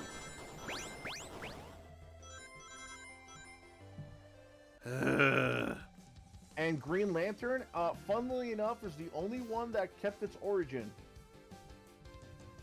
It's not Hal, though. Pakistan, motherfucker. Yeah, it's not Hal, it's not Kyle, and it's not Guy, and it's not John. It's the... Hal? Yeah, it's not Hal Jordan, it's not Kyle Rayner. Alan? It's not John Stewart, not Alan Scott, and it's not Guy Gardner. It's the newest of the group. What's Simon Baz? No, Maria something? No, not the Muslim Jessica guy. No. Cruz? Yeah, no, I think... Why Jessica just... Cruz is alright. Why, She's why an alright her? character. She's all... Yeah, she's alright. Yeah, That means Ethan Van Sciver is going to be making money off of honestly, that movie. I don't know. Maybe is she an underrated character? I don't know. Like the only characters that ever rang with me in terms of Green Lantern was the main guys: John, Guy, Kyle, and Hal. You know, those Guy. So, Guy and Kyle. Guy Gardner and Kyle let me Rayner. interject something. Because I think none of us care about the Ruby thing. J.K. Rowling is going to be involved in a Harry Potter remake series for HBO, so that she can ensure that it remains loyal to her original material. However, she will not be the showrunner. I don't know how to feel about this, because I've been saying that Harry Potter needs to be remade as a miniseries for a long time, but, you know, the perfect guy to play Dumbledore died 20 years ago, so... Unless they're planning on getting Ian McKellen to do it finally. Let's just hope that they get some, not star power, some acting chops in there, like people who can actually act.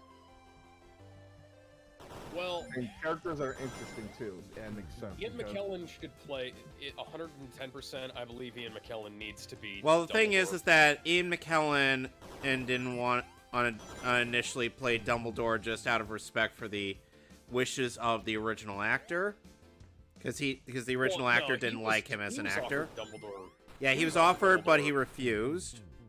Now he was offered Dumbledore before Richard what's his name?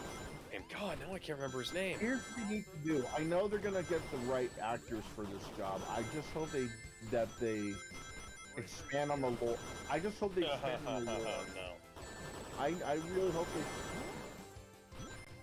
they. Richard Harris. He was actually offered the role before Richard Harris took it, and he turned it down because he was already working on Lord of the Rings? Lord of the Rings, and he Rings of wound up. Power? No. No. And then he wound up turning it down again, and once Richard Harris died, but I wish that he'll take it now, because he's perfect for the role, and I don't want, as much as I like Michael Gambon in other roles, I didn't like him as Dumbledore much. Why is that?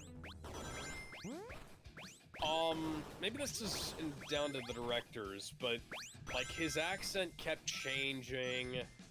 There was just a bunch of weird stuff going on with the way his Dumbledore was portrayed, you know? Okay. Oh, I sense a disturbance in the Force. Here she comes. Oh, funny thing about that Ruby Justice League. Ruby is now gone to the DC universe. Yeah. Yeah, we It's saw. stupid. It's really stupid. You've seen it, right? Yeah, Blake is literally dumb. They're all stupid. Blake is literally the worst part about most of Ruby. Period. Why are you of all team? Why are you of all Ruby characters talking shit to Batman? You work alone. You work alone. You won't be like that. Okay, yeah, you're telling that to the guy who has 3 Robins, Nightwing, 2 Batgirls, and Batwoman. Yeah, the people, people keep complaining that the Bat family has too many, Yeah, but in this case, I think God she's damn got it. no. In this case, she has no right to complain Ben about him got much shot alone. so hard his hair popped off. And we're Here's done with the my- game, guys. Here's my solution. Well, Here's I'm my gonna go solution. ahead and No, no, wrap no. up tonight then. No, as in I'm done with the boss. Here's Awesome. my solution for spreading out the Bat family. And Amy, he broke the train. Keep Cassandra Cain. Okay, right. Keep Tim Drake. Keep Nightwing. Send Damian Wayne to fucking New York. Why New And York? then But send New York should not exist in the DC universe, but it does. New York, New York. Pocket Dimension. I don't fucking care. Send him somewhere that isn't Gotham City or Metropolis. He could just be part of the Titans. What? Yeah, you know what? Yeah, send him as part of the Titans. He's getting up there in age anyway, since they're deciding to do that. And Batgirl, not Cassandra Cain Batgirl. Make her Oracle again.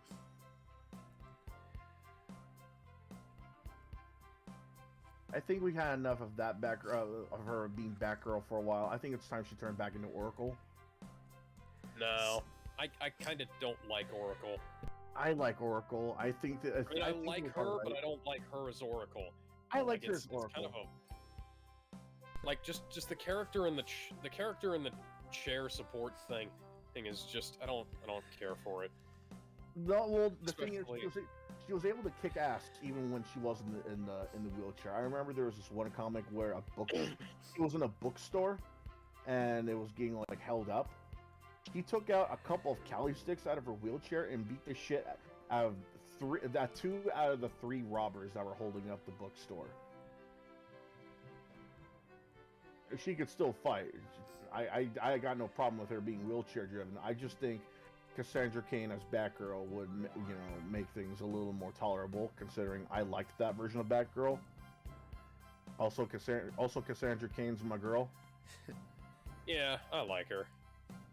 That Batgirl outfit, man, and like the stitches, like the blank stare. Yeah, that was a good one. So I'm sorry, I got to bring something up though.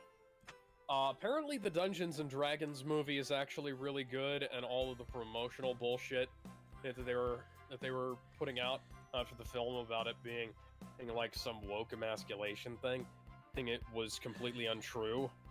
Why did they say that then? Guys, look, Eggman's got his 2 kids, Metal Sonic and Sage. That's adorable. Because they were desperate to ruin their own prospects. Orbot, prepare a bath. Why? The happy rubber ducky or the angry Why are they one? so I don't desperate? Angry. It's our choice, your evilness. All it had to do. Shut it. The funny thing is, all it had to do was be better than the last 2 live-action D&D movies, and you know what? They succeeded. As far as I can What tell. about Some the haven't seen it, but the clips look pretty good. Okay, so Cold Steel. What are his choices? Are he either quit his job or stuck with the gig? What are we doing? Quit his job or what now? Stuck with the gig? Cold 'Cause Steel the Hedgehog does not give up. All right, stuck with the gig. But And what about then the cameo? What was the okay, and then what? He either practices singing or won millions in the lottery. Shot. Why did I just shoot through my own guy? Speaking of What? why has there been no Chris Chan sightings yet? Alex. What? Chris is probably in hiding. What? Alex, what are my choices? Are practice my sing, and then What? did Cold Steel practice his singing or won What? millions in the lottery? He practices singing. And after all that, he either managed to fly to space or now run a local supermarket. What about the Dungeons and Dragons cartoon character cameos? People have been worrying about that for a while now, thinking that they were just going to get killed off or cast aside in that movie. I haven't seen that much of it, so Well- I can't say. But Well, I've seen there. Some of them have like a freeze frame of like the kids like from afar, and someone even made like a little skit of the original characters looking at their live action selves, complaining how they look. So I'm wondering what happens to them in the movie. I'm just hoping that nothing dirty, not dirty as in like oh yeah I'll have to dirty, check it out. but Anyway. like, as in doing them dirty. Anyway, does he run a supermarket or did he manage to fly to space? What did he do, Alex? I think he managed to fly into space. All right. And that's just been his life. And that's the end of the game. The murder of Sonic the Hedgehog. Boy, this was an elaborate April Fool's Day joke made into reality. Surprising amount of production value in this game, despite, it being pretty much a joke game. Last bit of news, and this is short. Marvel may have just given Venom a new sidekick. Guess what the name is? Does Venom need a sidekick? Kid Venom. No. Why? No. I already don't want this. Marvel's new Venom Lethal Protector 2 miniseries gives Eddie Brock a potential new Kid Venom sidekick. That's stupid. Venom Lethal Protector 2 comes from writer David penciler Farid Karami, color artist Arif Perianto, and letterer VC's Travis Lonham. Set after the events of 2022's Venom Lethal Protector miniseries, Oh, Venom Joseph, you're a support now. Venom Lethal Protector 2 #1. Gizmo, you're a sniper. I'm a sniper. Oh, awesome. I like sniping. Sees Eddie Brock and his titular symbiote cross paths with a character named Pablo Mendez. Eddie and Pablo had a few appearances together following the death of Pablo's uncle, Ernesto Mendez, although the character hasn't been seen since 1992's Web of Spider-Man Annual number 8. So we're going with the character nobody remembers. After saving him from being murdered in Venom Lethal Protector 2 #1, Eddie and Pablo get a chance to reconnect on a New York City rooftop. Pablo fills Eddie in on what's happened to him since they last met, explaining how he was forced to live on the streets for a time before he was then recruited by a dangerous military group called Vanguard. Now looking to begin the next phase of his life, Pablo tells Eddie he wants to become his sidekick. You've been all over the Daily Bugle. People might start recognizing you, but I can do things you can't, he tells Eddie. Like, buy stuff for you so storekeepers won't press alarm buttons. While Eddie quickly dubs Pablo as Kid Venom, he also makes it clear he's not in the market for a new sidekick, warns Pablo not to ruin his life following his dream. Eddie, however, later admits he might have dismissed Pablo too quickly before the two characters cross paths shortly after Venom is attacked by a massive robot controlled by Vanguard. Oh, goodness gracious. No. That's No, Luna.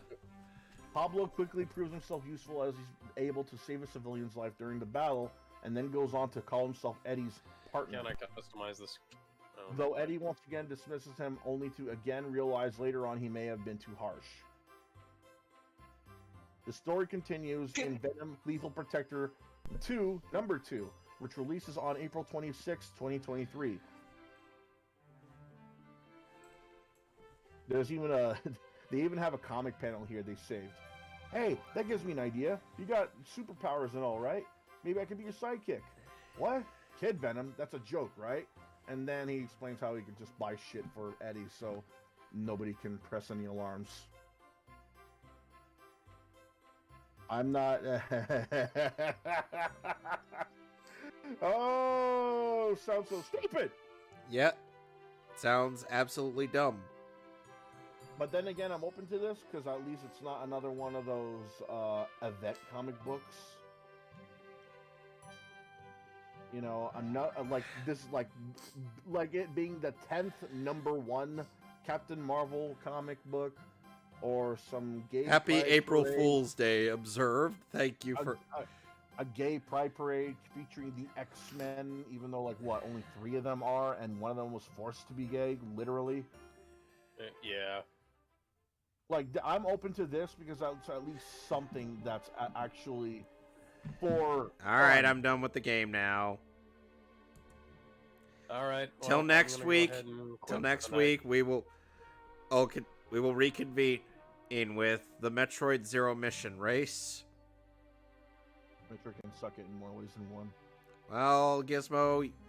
Oh. Why did you do that awesome jump? You didn't need to do that. Well, anyway, bye everybody. Bye bye.